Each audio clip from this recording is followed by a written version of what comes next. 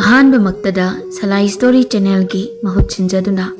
ꯄꯥꯟꯊꯣꯏ ꯃꯉꯥꯡꯅ ꯃꯌꯥꯝꯕꯨ ꯇꯔꯥꯝꯅ ꯑꯣꯛꯆꯕꯒ ꯂꯣꯏꯅꯅ ꯏꯀꯣꯛꯅꯣꯅ ꯈꯨꯔꯨꯝꯖꯔꯤ꯫ ꯉꯁꯤꯁꯨ ꯃꯍꯧꯁꯥꯒꯨꯝꯅ ꯃꯌꯥꯝꯒꯤꯗꯃꯛꯇ ꯅꯨꯡꯉꯥꯏꯔꯕ ꯐꯨꯡꯒꯥ ꯋꯥꯔꯤ ꯑꯃ ꯄꯨꯗꯨꯅ ꯂꯥꯛꯆꯔꯦ꯫ ꯋꯥꯔꯤ ꯑꯁꯤꯒꯤ ꯃꯃꯤꯡꯅ ꯈꯨꯕꯥꯛ ꯃꯌꯤ ꯌꯦꯡꯕ ꯍꯤꯡꯆꯥꯕ꯫ ꯋꯥꯔꯤ ꯑꯁꯤꯕꯨ ꯏꯕꯤꯔꯛꯄꯅ ꯆꯦꯡ ꯃꯤꯇꯩ꯫ ꯍꯧꯖꯤꯛ ꯃꯌꯥꯝꯒꯤ ꯃꯐꯝꯗ ꯋꯥꯔꯤ ꯑꯁꯤ ꯈꯨꯗꯣꯜ ꯇꯝꯖꯔꯤ꯫ ꯃꯌꯥꯝ ꯄꯨꯟꯅ ꯇꯥꯃꯤꯟꯅꯔꯁꯤ꯫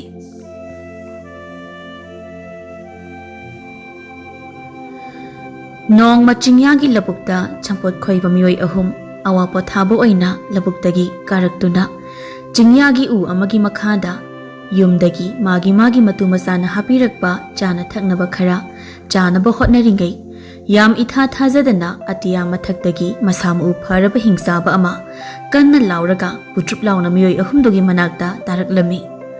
ꯃꯗꯨ ꯎꯕꯗ ꯁꯝꯄꯣꯛ ꯈꯣꯏꯕ ꯃꯤꯑꯣꯏ ꯑꯍꯨꯝ ꯑꯗꯨ ꯈꯪꯄ꯭ꯔꯦꯛ ꯈꯪꯗꯨꯅ ꯐꯨꯛ ꯐꯨꯛ ꯍꯧꯒꯠꯇꯨꯅ ꯆꯦꯟꯊꯣꯛꯅꯩ꯫ ꯑꯗꯨꯒ ꯇꯥꯔꯛꯂꯤꯕ ꯍꯤꯡꯆꯥꯕ ꯑꯗꯨꯗ ꯈꯔ ꯆꯪꯁꯤꯟꯗꯨꯅ ꯃꯨꯟꯅ ꯑꯃꯨꯛ ꯌꯦꯡꯂꯝꯃꯤ꯫ ꯅꯨꯄꯥ ꯑꯃꯅ "ꯑꯁ ꯀꯔꯤꯅꯣ ꯁꯤꯗꯤ? ꯅꯣꯡꯊꯛꯇꯒꯤ ꯂꯥꯏꯅ ꯁꯅꯥꯒꯤ ꯈꯧꯖꯥꯎ ꯑꯆꯧꯕ ꯑꯃꯒ ꯑꯩꯈꯣꯏ ꯑꯍꯨꯝꯒꯤ ꯊꯥꯗꯔꯛꯂꯤꯕ ꯖꯥꯠꯂꯣ? ꯅꯠꯇꯦ, ꯁꯤꯗꯤ ꯃꯤꯅꯤꯅꯦ." ꯑꯃꯅ ꯑꯃꯨꯛ ꯍꯥꯏꯔꯛꯏ, "ꯍꯣꯏꯅꯦ, ꯃꯤꯅꯤꯅꯦ ꯁꯤꯗꯤ꯫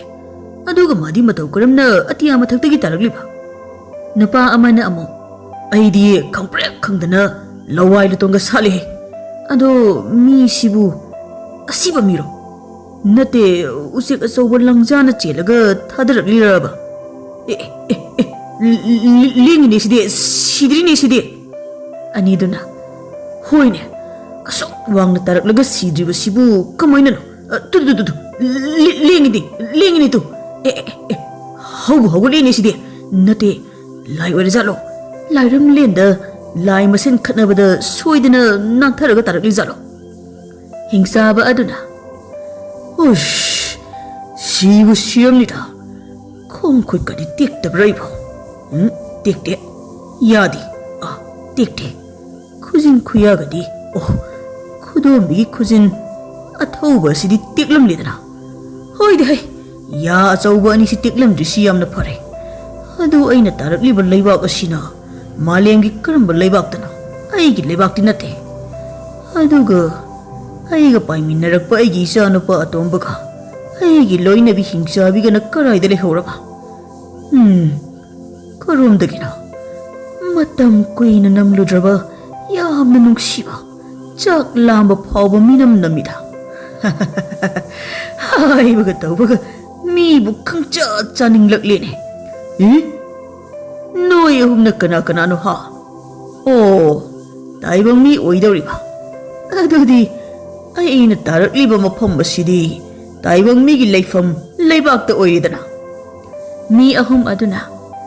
"ꯑꯩꯈꯣꯏ ꯑꯍꯨꯝꯅ ꯎꯔꯤꯕ ꯁꯛꯇꯝꯁꯤꯕꯨ ꯑꯁꯦꯡꯕ꯭ꯔꯅꯦ? ꯃꯤꯕꯨ ꯃꯌꯥ ꯑꯁꯨꯛ ꯆꯧꯕ, ꯑꯁꯨꯛ ꯁꯥꯡꯕ, ꯑꯗꯨꯒ ꯈꯨꯖꯤꯟ ꯈꯨꯌꯥꯁꯤꯅ ꯀꯔꯤꯅꯣ ꯑꯣꯟꯊꯣꯛꯅ ꯃꯌꯥ ꯊꯪꯅ ꯊꯥꯡꯖꯧꯃꯨꯛ ꯁꯥꯡꯉꯤꯅꯦ. ꯑꯗꯨꯒ ꯃꯁꯛ ꯑꯁꯤꯅ ꯃꯤꯁꯨ ꯃꯥꯜꯂꯤ, ꯑꯃꯨꯛꯁꯨ ꯃꯥꯟꯗꯦ. ꯁꯣꯝꯕꯨ ꯀꯅꯥꯅꯣ? ꯃꯇꯧ ꯀꯔꯝꯅ ꯑꯇꯤꯌꯥ ꯃꯊꯛꯇꯒꯤ ꯇꯥꯔꯛꯂꯤꯕꯅꯣ? ꯑꯩꯈꯣꯏ ꯑꯍꯨꯝꯗꯤ ꯋꯥꯈꯜ ꯑꯃ ꯇꯥꯗ꯭ꯔꯦꯅꯦ. ꯅꯠꯇꯦ, ꯅꯪꯕꯨ ꯂꯥꯏꯔꯣ ꯃꯤꯔꯣ?" "ꯑꯩꯁꯦ ꯍꯤꯡꯆꯥꯕꯅꯤ ꯍꯥꯏꯔꯕꯗꯤ ꯃꯣꯏ ꯑꯍꯨꯝꯃꯛ ꯀꯤꯗꯨꯅ ꯆꯦꯟꯈꯤꯕ ꯇꯥꯔꯦ. ꯑꯗꯨꯅ ꯍꯤꯡꯆꯥꯕꯒꯤ ꯇꯥꯠꯇꯨ ꯇꯧꯔꯒꯦ. ꯍꯥꯏ, ꯑꯩꯁꯦ ꯂꯥꯏꯅꯤꯅꯦ. ꯂꯥꯏꯔꯝꯂꯦꯟꯗꯒꯤ ꯊꯥꯔꯛꯂꯤꯕꯅꯤꯅꯦ. ꯑꯗꯣ ꯅꯣꯏꯕꯨ ꯀꯅꯥꯅꯣ? ꯂꯩꯕꯥꯛ ꯑꯁꯤꯒꯤ ꯃꯃꯤꯡꯅ ꯀꯔꯤ ꯀꯧꯏ? ꯑꯩꯅ ꯂꯩꯔꯤꯕ ꯃꯐꯝ ꯑꯁꯤꯅ ꯀꯔꯥꯏꯗꯅꯣꯅꯦ?" ꯅꯨꯄꯥ ꯑꯃꯅ, "ꯀꯔꯤ ꯍꯥꯏꯕ? ꯂꯥꯏꯔꯝꯂꯦꯟꯗꯒꯤ ꯊꯥꯔꯛꯄ ꯂꯥꯏꯅꯤ ꯍꯥꯏꯕ? ꯁꯣꯏꯗ꯭ꯔꯦ, ꯑꯣꯏꯅꯤ. ꯑꯗꯨꯅꯕꯨ ꯑꯇꯤꯌꯥ ꯃꯊꯛꯇꯒꯤ ꯇꯥꯔꯛꯂꯤꯕꯅꯤ. ꯑꯗꯨꯁꯨ ꯃꯁꯥꯗ ꯀꯔꯤꯃꯠꯇ ꯑꯁꯣꯛꯄꯟ ꯌꯥꯎꯗꯅ. ꯑꯩꯈꯣꯏꯒꯤ ꯂꯩꯕꯥꯛ ꯑꯁꯤꯒꯤ ꯃꯃꯤꯡꯅ ꯆꯤꯡꯈꯩ ꯂꯥꯏꯒꯤ ꯂꯩꯕꯥꯛ ꯀꯧꯏ. ꯑꯗꯨꯒ ꯑꯩꯈꯣꯏꯅ ꯍꯧꯖꯤꯛ ꯂꯩꯔꯤꯕ ꯈꯨꯜ ꯑꯁꯤꯅ ꯏꯌꯥꯝꯈꯨꯜ ꯀꯧꯖꯩꯗꯣ." "ꯑꯗꯨꯗꯤ ꯂꯥꯏꯒꯤ ꯂꯩꯕꯥꯛꯅꯤꯅꯦ ꯑꯩꯅ ꯇꯥꯔꯛꯂꯤꯕ ꯃꯐꯝ ꯑꯁꯤꯗꯤ. ꯑꯗꯨꯗꯤ ꯑꯩꯁꯨ ꯂꯥꯏꯅꯤ. ꯑꯩꯉꯣꯟꯗ ꯈꯣꯏꯔꯝꯃꯨꯅꯦ ꯅꯣꯏ ꯑꯍꯨꯝꯕꯨ." ꯅꯨꯄꯥ ꯑꯍꯨꯝꯗꯨꯅ, "ꯍꯣꯏꯅꯦ, ꯀꯥꯎꯏꯅꯦ. ꯈꯣꯏꯔꯝꯖꯔꯤ. ꯑꯗꯣ ꯂꯥꯏꯁꯦ ꯌꯥꯝꯃꯟꯗꯅ ꯀꯔꯤ ꯂꯥꯏꯅꯣ ꯍꯥꯏꯕꯗꯨꯃꯗꯤ ꯑꯩꯈꯣꯏ ꯑꯍꯨꯝꯁꯨ ꯈꯪꯖꯗ꯭ꯔꯦ. ꯃꯗꯨꯒꯤꯗꯃꯛ ꯑꯩꯈꯣই ꯑꯍꯨꯝꯕꯨ ꯑꯃꯨꯛꯇ ꯉꯥꯛꯄꯤꯌꯨ. ꯌꯦꯡꯕꯗꯁꯨ ꯕꯨꯠꯁꯨ ꯃꯥꯜꯂꯤ, ꯍꯤꯡꯆꯥꯕꯁꯨ ꯃꯥꯜꯂꯤ.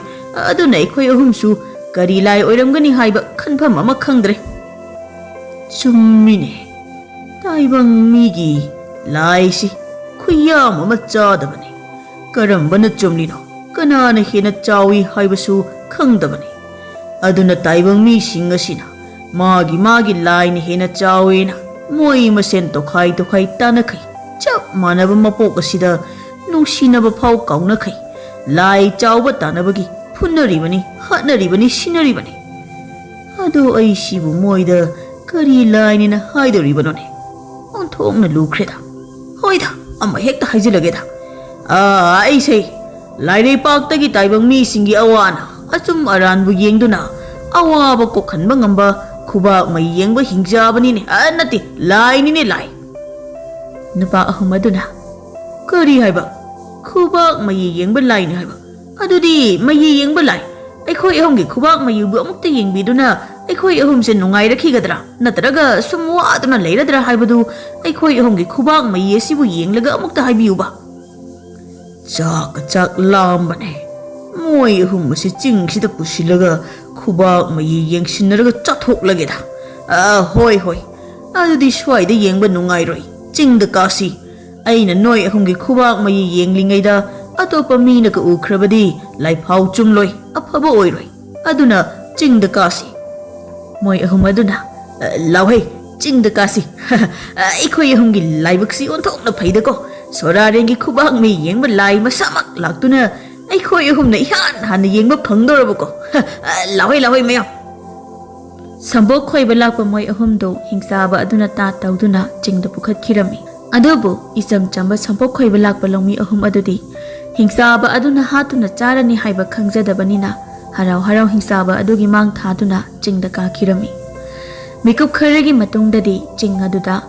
ꯀꯞꯄ ꯂꯥꯎꯕ ꯈꯣꯟꯖꯦꯜ ꯍꯥꯏꯐꯦꯠ ꯇꯥꯔꯝꯂꯒ ꯇꯨꯃꯤꯟꯅ ꯂꯩꯈ꯭ꯔꯦ꯫ ꯉꯥꯏꯍꯥꯛ ꯂꯩꯔꯒ ꯍꯤꯡꯆꯥꯕ ꯑꯗꯨ ꯃꯈꯨꯠ ꯃꯁꯥ ꯃꯌꯥ ꯃꯆꯤꯜꯒꯗꯨ ꯏꯒꯤ ꯏ ꯉꯥꯛꯇ ꯇꯩꯗꯨꯅ ꯃꯔꯩ ꯂꯦꯛꯇꯨꯅ ꯆꯤꯡ ꯑꯗꯨꯗꯒꯤ ꯀꯨꯝꯊꯔꯛꯏ꯫ ꯍꯥꯎꯈ꯭ꯔꯦꯗ꯫ ꯇꯥꯏꯕꯪ ꯃꯤꯒꯤ ꯃꯍꯥꯎꯁꯤꯗꯤ ꯀꯔꯤꯗ ꯍꯥꯏꯔꯨꯅꯤ꯫ ꯑꯗꯨꯗꯤ ꯉꯁꯤ ꯑꯩꯅ ꯃꯣꯏ ꯑꯍꯨꯝ ꯆꯥꯔꯤꯁꯤꯒ ꯍꯥꯏꯔꯒꯗꯤ ꯑꯩꯅ ꯇꯥꯏꯕꯪ ꯃꯤ ꯆꯥꯔꯤꯁꯤ 3ꯗꯤ ꯁꯨꯔ ꯃꯥꯜꯂꯦ꯫ ꯑꯩꯅ ꯑꯉꯥꯡ ꯑꯣꯏꯔꯤꯀꯥꯟꯗ ꯑꯩꯒꯤ ꯏꯄꯨ ꯍꯤꯡꯆꯥꯕꯅ ꯂꯪꯐꯩꯗꯒꯤ ꯇꯥꯏꯕꯪ ꯃꯤ ꯑꯃ ꯐꯥꯔꯒ ꯄꯨꯔꯛꯇꯅ ꯆꯥꯈꯤꯕꯗꯣ, ꯃꯗꯨꯗ ꯍꯥꯎꯈꯤꯕ ꯃꯍꯥꯎ ꯑꯗꯨꯅ ꯇꯥꯏꯕꯪ ꯃꯤꯁꯦ ꯑꯃꯨꯛꯀ ꯆꯥꯕ ꯐꯪꯖꯔꯕꯗꯤ ꯍꯥꯏꯅ ꯈꯜꯂꯛꯂꯤꯕꯁꯤ ꯆꯍꯤ ꯀꯌꯥꯗꯤ ꯌꯥꯝꯃꯦ꯫ ꯑꯗꯨꯕꯨ ꯉꯁꯤꯗꯤ ꯑꯩꯒꯤ ꯅꯤꯡꯕ ꯊꯨꯡꯖꯔꯣꯅ ꯇꯝꯗꯅ ꯑꯃꯨꯛꯇ 3ꯗꯤ ꯆꯥꯔꯦꯗꯅ꯫ ꯑꯗꯨꯗꯤ ꯃꯇꯝ ꯈꯔ ꯇꯥꯏꯕꯪ ꯃꯤꯒꯤ ꯂꯩꯕꯥꯛ ꯑꯁꯤꯗ ꯂꯩꯔꯒ ꯃꯤ ꯈꯔ ꯌꯥꯝꯅ ꯆꯥꯈꯤꯕ ꯇꯥꯔꯦ꯫ ꯑꯗꯣ ꯑꯩꯅ ꯉꯁꯤ ꯄꯥꯏꯔꯝꯕꯗꯒꯤ ꯃꯐꯝ ꯑꯁꯤꯗ ꯇꯥꯔꯛꯂꯤꯕꯁꯤꯕꯨ ꯃꯇꯧ ꯀꯔꯝꯅꯅꯣꯅꯦ? ꯉꯔꯥꯡ ꯅꯍꯥꯟꯗꯒꯤ ꯑꯩꯒꯤ ꯅꯨꯄꯤꯒ ꯏꯆꯥ ꯅꯨꯄꯥ ꯑꯇꯣꯝꯕꯒ ꯑꯩꯈꯣꯏ ꯑꯍꯨꯝ ꯁꯤꯗ ꯍꯤꯗꯥꯛ ꯍꯥꯏꯔꯤꯕ ꯂꯥꯏꯒꯤ ꯂꯩ ꯑꯗꯨ ꯊꯤꯕ ꯆꯠꯂꯨꯔꯒ ꯂꯥꯏꯅ ꯂꯣꯠꯁꯤꯟꯈꯤꯗꯅ ꯐꯪꯍꯜꯂꯛꯇꯕꯗꯒꯤ ꯌꯨꯝꯗ ꯑꯃꯨꯛ ꯄꯥꯏꯗꯨꯅ ꯍꯜꯂꯛꯄꯅꯦ꯫ ꯑꯗꯨꯅ ꯑꯩꯅ ꯃꯇꯧ ꯀꯔꯝꯅ ꯃꯐꯝ ꯑꯁꯤꯗ ꯇꯥꯔꯛꯂꯤꯕꯅꯣ? ꯑꯗꯨꯅ ꯑꯩꯒꯤ ꯅꯨꯄꯤꯒ ꯏꯆꯥꯒꯗꯨꯅ ꯌꯨꯝ ꯇꯥꯟꯅ ꯑꯗꯨꯃꯛ ꯄꯥꯏꯈ꯭ꯔꯕ꯭ꯔꯥ? ꯅꯠꯇ꯭ꯔꯒ ꯃꯣꯏ ꯑꯅꯤꯁꯨ ꯂꯩꯕꯥꯛ ꯑꯁꯤꯒꯤ ꯃꯐꯝ ꯑꯃꯗ ꯇꯥꯔꯛꯇꯨꯅ ꯂꯩꯔꯤꯕ ꯖꯥꯠꯂꯅꯦ? ꯑꯇꯩ ꯂꯥꯏꯔꯤ, ꯃꯤ ꯆꯥꯔꯨꯕꯒꯤ ꯏꯁꯥꯗ ꯇꯩꯔꯤꯕ ꯏ ꯃꯌꯥꯝ ꯑꯁꯤ ꯑꯃꯨꯛꯇ ꯍꯥꯟꯅ ꯆꯥꯝꯊꯣꯛꯇꯕ ꯌꯥꯗꯦ꯫ ꯀꯔꯤꯒꯨꯝꯕ ꯃꯐꯝ ꯑꯁꯤꯒꯤ ꯃꯤꯁꯤꯡꯅ ꯑꯩꯒꯤ ꯐꯤꯕꯝ ꯑꯁꯤꯗ ꯎꯈ꯭ꯔꯕꯗꯤ ꯑꯩꯁꯤ ꯃꯤ ꯆꯥꯕ ꯍꯤꯡꯆꯥꯕꯅꯦꯁꯤ ꯈꯪꯗꯅ ꯑꯩꯁꯤ ꯍꯥꯠꯀꯦ ꯁꯣꯏꯗꯅ ꯍꯥꯏꯔꯛꯄ ꯇꯥꯔꯦ꯫ ꯑꯗꯨꯅ ꯑꯩ ꯃꯇꯝ ꯈꯔꯗꯤ ꯂꯩꯕꯥꯛ ꯑꯁꯤꯗ ꯍꯩꯅ ꯁꯤꯡꯅ ꯂꯩꯕ ꯇꯥꯔꯦ꯫ ꯑꯥꯗ ꯏꯁꯤꯡ ꯀꯣꯝ ꯑꯆꯧꯕ ꯑꯃꯗꯤ ꯂꯩꯔꯦ꯫ ꯃꯁꯤꯗ ꯀꯨꯝꯊꯔꯒ ꯏꯁꯤꯡꯁꯤ ꯍꯦꯛꯇ ꯆꯥꯝꯊꯣꯛꯂꯒꯦ꯫ ꯍꯤꯡꯆꯥꯕ ꯑꯗꯨꯅ ꯆꯤꯡꯌꯥꯡꯒꯤ ꯏꯁꯤꯡ ꯀꯣꯝ ꯑꯗꯨꯗ ꯀꯨꯝꯊꯗꯨꯅ ꯃꯤ ꯆꯥꯔꯨꯕꯒꯤ ꯏꯁꯤꯡ ꯑꯗꯨ ꯆꯥꯝꯊꯣꯛꯂꯝꯃꯤ꯫ ꯑꯗꯨꯒ ꯑꯃꯨꯛ ꯀꯥꯔꯛꯂꯒ ꯆꯤꯡ ꯑꯗꯨꯒꯤ ꯈ꯭ꯋꯥꯏꯗꯒꯤ ꯆꯥꯎꯕ ꯎ ꯑꯃꯒꯤ ꯃꯈꯣꯡꯗ ꯒꯣꯔꯣ ꯅꯥꯈꯣꯛꯇꯨꯅ ꯑꯃꯨꯛ ꯇꯨꯝꯂꯝꯃꯤ꯫ ꯍꯤꯡꯆꯥꯕ ꯑꯗꯨꯅ ꯅꯥꯈꯣꯛꯄ ꯃꯈꯣꯜ ꯑꯗꯨ ꯑꯅꯛꯄꯗ ꯂꯩꯕ ꯈꯨꯜ ꯈꯔꯗꯤ ꯍꯧꯅ ꯇꯥꯔꯝꯃꯤ꯫ ꯑꯗꯨꯅ ꯈꯨꯜ ꯈꯔꯒꯤ ꯃꯤꯁꯤꯡ ꯑꯗꯨꯗꯤ ꯀꯤꯕꯅ ꯌꯨꯝꯗꯒꯤ ꯃꯄꯥꯟ ꯊꯣꯛꯅꯔꯝꯗꯦ꯫ ꯑꯗꯨꯕꯨ ꯀꯤꯕ ꯈꯪꯗꯕ ꯅꯨꯄꯥ ꯈꯔꯗꯤ ꯃꯈꯨꯠꯇ ꯊꯥꯡ ꯇꯦꯟꯂꯣꯡ ꯄꯥꯏꯗꯨꯅ ꯍꯨꯏ ꯄꯨꯗꯨꯅ ꯀꯔꯤꯅꯣ ꯀꯔꯥꯏꯗꯅꯣ ꯍꯥꯏꯅ ꯍꯤꯡꯆꯥꯕꯅ ꯅꯥꯈꯣꯛꯄ ꯃꯈꯣꯜ ꯑꯗꯨ ꯇꯝꯅ ꯂꯥꯛꯄꯁꯨ ꯌꯥꯎꯅꯔꯝꯃꯤ꯫ ꯑꯗꯨꯒ ꯉꯁꯥꯏ ꯍꯤꯡꯆꯥꯕꯅ ꯆꯥꯊꯣꯛꯈꯤꯕ ꯃꯤꯑꯣꯏ 3 ꯑꯗꯨꯒꯤ ꯌꯨꯝꯒꯤ ꯃꯤꯁꯤꯡꯁꯨ ꯃꯤꯑꯣꯏ 3 ꯑꯗꯨ ꯌꯨꯝꯗ ꯀꯥꯔꯛꯇꯦ ꯍꯥꯏꯅ ꯊꯤꯕ ꯂꯥꯛꯄꯁꯨ ꯌꯥꯎꯅꯔꯝꯃꯤ꯫ ꯍꯤꯡꯆꯥꯕ ꯑꯗꯨꯁꯨ ꯌꯥꯝꯅ ꯅꯨꯡꯉꯥꯏꯅ ꯇꯨꯝꯂꯝꯕꯗꯒꯤ ꯃꯤ ꯂꯥꯡꯕ ꯃꯈꯣꯜ, ꯍꯨꯏ ꯈꯣꯡꯕ ꯃꯈꯣꯜ ꯇꯥꯕꯗꯒꯤ ꯃꯃꯤꯠ ꯈꯪꯁꯤꯡ ꯁꯤꯡꯗꯨꯅ ꯐꯨꯛ ꯂꯥꯎꯅ ꯍꯧꯒꯠꯇꯨꯅ Maikai marida kuying yenglami. Aidi puk thanna charaka ireibak iyumda tumbagi wakalda yam phajana tumtharedana aduga asuk yamna langisina karomdana iya nupa na hama yamama ai tamna hui puraga laknaribasina karigina heina mi ahum chathokibadu khangkhrabajala ai singda kahorage mi manga tarakak lakpa oirabadi phai mi kuntra hui puraga thang ten pairaga lakpasidi ai ithandana kaisu mayoknaba ngamloi icha nupa atongmadu yaramlabadi phaba aduna ai chingda karaga lotlurage Hingchaba aduna chingda chensinkibaga mi singna purakpa hui sing adu Hingchabana tumlamba uzaw adugi makhong tamna chensilaklami aduga manam susut namlaga hui sing adu chingda onsilaga yam kina maning handuna khonglami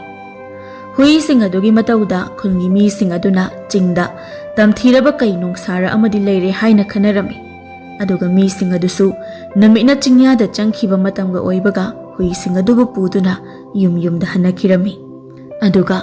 Hingchabana chakraba mioi ahum adugi imung manunggi mi singsu moi ahumbu kauduna thiba yaba thiramlaga mamsilakpadagi kaptuna yumda hanakirami adubu Hingchaba adudi namidang ahing aduma chingnung aduda lotuna leirami nong hek ngalakpaga Hingchaba adu mabuk lamakpadagi phuk haugatuna maning mamang ingaw na yengi aina leiribasi aigi yumda natiko karino aigi sakhau sidi karimata yaudridana ngarang chakiba mi ahumdasu tumkhraba malene adudi aigi ahangba sakhau si thandanaba karigumba khara thiraga charudaba yatre herada karibu thidoino taibang migi leibakta leiragaba mi hauna charaga nungaina leiba yabasiba kanano chingkhong sida pungjan thinduna langisina moina langisidi ngarangaina chakiba mi ahumda thiriba oire hai laina chenma natene aina chathokhibanine aduna noina thiriba mi ahumda phanglaroi phanglabasu hakchangi hauktaba chaba yadaba khara lehobani ai ching asi kaduna lanthokhrage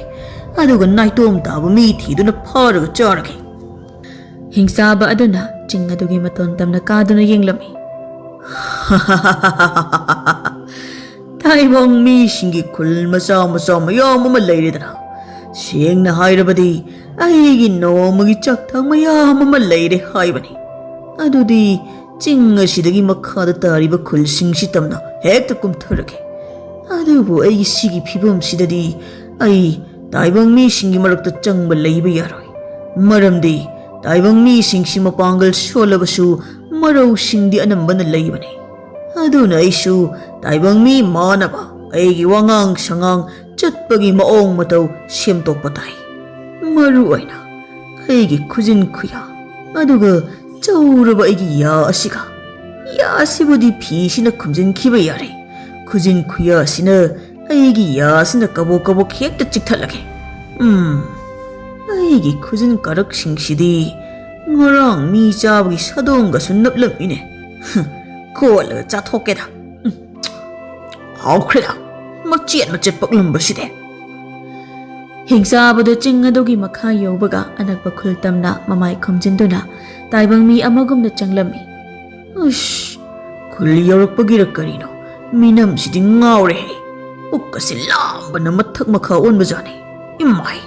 khul sidi aina chanaba mi ngakta ngairedana aduga karigino mi singsina ingwanda asok munna yenglibasina ai sibu Hingchabani haibasi khanglaba jatlane matung lomdagi ahal amana ngaikho nang tabro nangondani ain kauribase aingondaro hoine nangondani ne aina kaurise natte nangbu kanano karaidagino aikhoi khulgi midi mande minau mali aduga nangbu kari chage nasana adu yamna phariba wang chauriba dubo nakhol do phawba nasaga chanana howine ai mi sai ahal nate sa yamna chabagini haige tawjabani ahal aduga ai swai nate Khubak mayi yengba khul phawraga sum lakpada yasi lambi lamhangnara mali ahal ꯑꯩꯅ ꯃꯥꯜꯂꯦ ꯑꯗꯨꯅꯤꯅꯦ ꯑꯗꯨꯗꯤ ꯅꯪꯕꯨ ꯀꯔꯤ ꯈꯨꯟꯗꯒꯤ ꯈꯨꯕꯥꯛ ꯃꯩ ꯌꯦꯡꯕ ꯂꯥꯛꯄꯅꯣ ꯅꯃꯤꯡꯅ ꯀꯔꯤ ꯀꯧꯒꯦ ꯄꯨꯛꯅꯒ ꯄꯨꯛ ꯂꯥꯝꯕꯅꯦ ꯃꯁꯤꯒꯤ ꯑꯍꯜ ꯑꯁꯤꯅ ꯃꯔꯣꯜ ꯑꯃ ꯑꯍꯜ ꯑꯩꯁꯦ ꯍꯤꯡꯆꯥꯕ ꯌꯥꯏꯇꯝꯕ ꯍꯥꯏꯔꯤꯕ ꯂꯩꯕꯥꯛ ꯑꯗꯨꯗꯒꯤꯅꯤ ꯀꯔꯤ ꯍꯥꯏꯕ ꯏꯕꯨꯡꯉꯣ ꯅꯠꯇꯦ ꯅꯪꯒꯤꯁꯤ ꯑꯍꯜ ꯑꯩꯉꯣꯟꯗ ꯂꯛꯅꯔꯤꯕ ꯍꯥꯏꯕꯗꯨꯔꯣ ꯅꯠꯇꯦ ꯁꯣꯏꯕꯅꯤ ꯑꯍꯜ ꯑꯁ ꯑꯩꯕꯨ ꯀꯔꯤ ꯍꯥꯏꯅ ꯇꯥꯛꯇꯣꯏꯅꯣꯅꯦ ꯉꯔꯥꯡꯒꯤ ꯈꯨꯜ ꯃꯃꯤꯡꯗꯨ ꯍꯦꯛꯇ ꯍꯥꯏꯖꯤꯟꯈ꯭ꯔꯒꯦ ꯑꯩꯒꯤ ꯈꯨꯜꯗꯣ ꯆꯤꯡꯈꯩ ꯈꯨꯜ ꯍꯥꯏꯕ ꯑꯣꯏꯔ ꯃꯥꯜꯂꯦ ꯑꯗꯨꯒ ꯑꯩꯒꯤ ꯃꯤꯡꯅ ꯌꯥꯏꯇꯝꯕ ꯀꯧꯖꯩ ꯅꯪꯒꯤ ꯈꯨꯜ ꯑꯗꯨꯗꯤ ꯆꯤꯡ ꯑꯁꯤꯒꯤ ꯍꯦꯛ ꯋꯥꯡꯃꯗꯒꯤꯅꯤꯅꯦ ꯃꯑꯣꯡꯀꯗꯤ ꯌꯥꯝꯅ ꯑꯔꯥꯞꯄ ꯈꯨꯜꯗꯒꯤ ꯂꯥꯛꯄ꯭ꯔꯕ ꯑꯗꯨꯒꯁꯨ ꯂꯝꯕꯤ ꯂꯝꯍꯥꯡꯅꯔꯦ ꯀꯥꯏꯅ ꯍꯦ ꯑꯄꯪ ꯅꯪꯒꯤ ꯈꯨꯜꯗꯣ ꯇꯨ ꯃꯥꯡꯗ ꯎꯔꯤꯕ ꯆꯤꯡ ꯑꯁꯤꯒꯤ ꯍꯦꯛ ꯋꯥꯡꯃꯗꯅꯤꯅꯦ ꯆꯤꯡ ꯑꯁꯤ ꯀꯥꯔꯒ ꯍꯦꯛ ꯀꯨꯝꯊꯕꯒ ꯅꯪꯒꯤ ꯈꯨꯜ ꯑꯗꯨ ꯂꯩꯔꯕꯅꯤ ꯍꯣꯏ ꯀꯣꯏꯔꯒ ꯃꯈꯥꯗ ꯆꯠꯂꯒꯗꯤ ꯌꯥꯝꯅꯕꯨꯗꯤ ꯂꯥꯞꯄꯤꯀꯣ ꯑꯗꯣ ꯅꯪꯕꯨ ꯍꯧꯖꯤꯛꯇ ꯈꯨꯕꯥꯛ ꯃꯩ ꯌꯦꯡꯉꯤ ꯍꯥꯏꯔꯝꯕꯗꯥꯏꯅꯦ ꯁꯦ ꯑꯩꯒꯤ ꯈꯨꯕꯥꯛ ꯃꯩꯁꯤ ꯑꯃꯨꯛꯇ ꯌꯦꯡꯂꯝꯃꯨ ꯆꯨꯝꯅ ꯌꯦꯡꯉꯨꯀꯣ ꯍꯟꯗꯛ ꯃꯔꯛꯁꯤ ꯊꯋꯥꯏ ꯏꯅꯨꯡ ꯅꯨꯡꯉꯥꯏꯇ꯭ꯔꯤꯕꯅꯤ ꯍꯣꯏ ꯑꯍꯜ ꯑꯩꯕꯨ ꯃꯁꯤꯒꯤ ꯑꯍꯜ ꯑꯁꯤ ꯐꯥꯔꯒ ꯆꯤꯡꯗ ꯄꯨꯁꯤꯜꯂꯒ ꯆꯥꯔꯨꯔꯁꯤꯔꯅꯦ ꯍꯥꯎꯔꯣꯏꯗ ꯍꯥꯎꯒꯗꯕ ꯑꯍꯜ ꯅꯠꯇꯦ ꯈꯥꯒꯗꯕ ꯃꯥꯜꯂꯤ ꯍꯣꯏ ꯀꯗꯥꯏ ꯑꯍꯜꯒꯤ ꯈꯨꯠ ꯌꯦꯠꯇꯨ ꯑꯃꯨꯛꯇ ꯄꯤꯕꯤꯔꯛꯎ ꯍꯤꯡꯆꯥꯕ ꯑꯗꯨꯅ ꯑꯍꯜ ꯑꯗꯨꯒꯤ ꯃꯈꯨꯠ ꯌꯦꯠꯀꯤ ꯈꯨꯕꯥꯛ ꯑꯗꯨ ꯇꯥꯞ ꯂꯥꯎꯅ ꯄꯥꯏꯔꯒ ꯌꯥꯝ ꯃꯨꯟꯅ ꯌꯦꯡꯂꯒ ꯑꯍꯜ ꯑꯁꯤꯗꯤ ꯃꯕꯨꯛ ꯃꯄꯥꯎꯗꯤ ꯌꯥꯝꯅ ꯐꯕ ꯑꯍꯜꯅꯤꯗꯅ ꯑꯗꯨꯗ ꯁꯒꯣꯜ ꯃꯩꯗꯥ ꯄꯥꯟꯕꯤ ꯅꯨꯄꯤ ꯑꯃꯅ ꯑꯍꯜꯗ ꯌꯥꯝꯅ ꯌꯦꯡꯁꯤꯟꯕꯒꯨꯝ ꯇꯧꯔꯤꯕꯁꯤꯕꯨ ꯅꯠꯇꯦ ꯃꯁꯤꯕꯨ ꯆꯨꯝꯂꯤꯕ꯭ꯔꯥꯅꯦ ꯑꯗꯨꯒ ꯃꯃꯥꯏ ꯄꯥꯛꯄꯤ ꯅꯨꯄꯤꯁꯤꯅ ꯀꯅꯥꯕꯨ ꯑꯣꯏꯔꯤꯒꯕ ꯆꯨꯝꯃꯤ ꯏꯕꯨꯡꯉꯣꯅ ꯍꯧꯖꯤꯛ ꯁꯒꯣꯜ ꯃꯩꯗꯥ ꯇꯥꯕꯤ ꯅꯨꯄꯤ ꯑꯃ ꯍꯥꯏꯔꯤꯕꯗꯣ ꯑꯩꯒꯤ ꯏꯃꯧ ꯌꯥꯏꯃꯅꯤ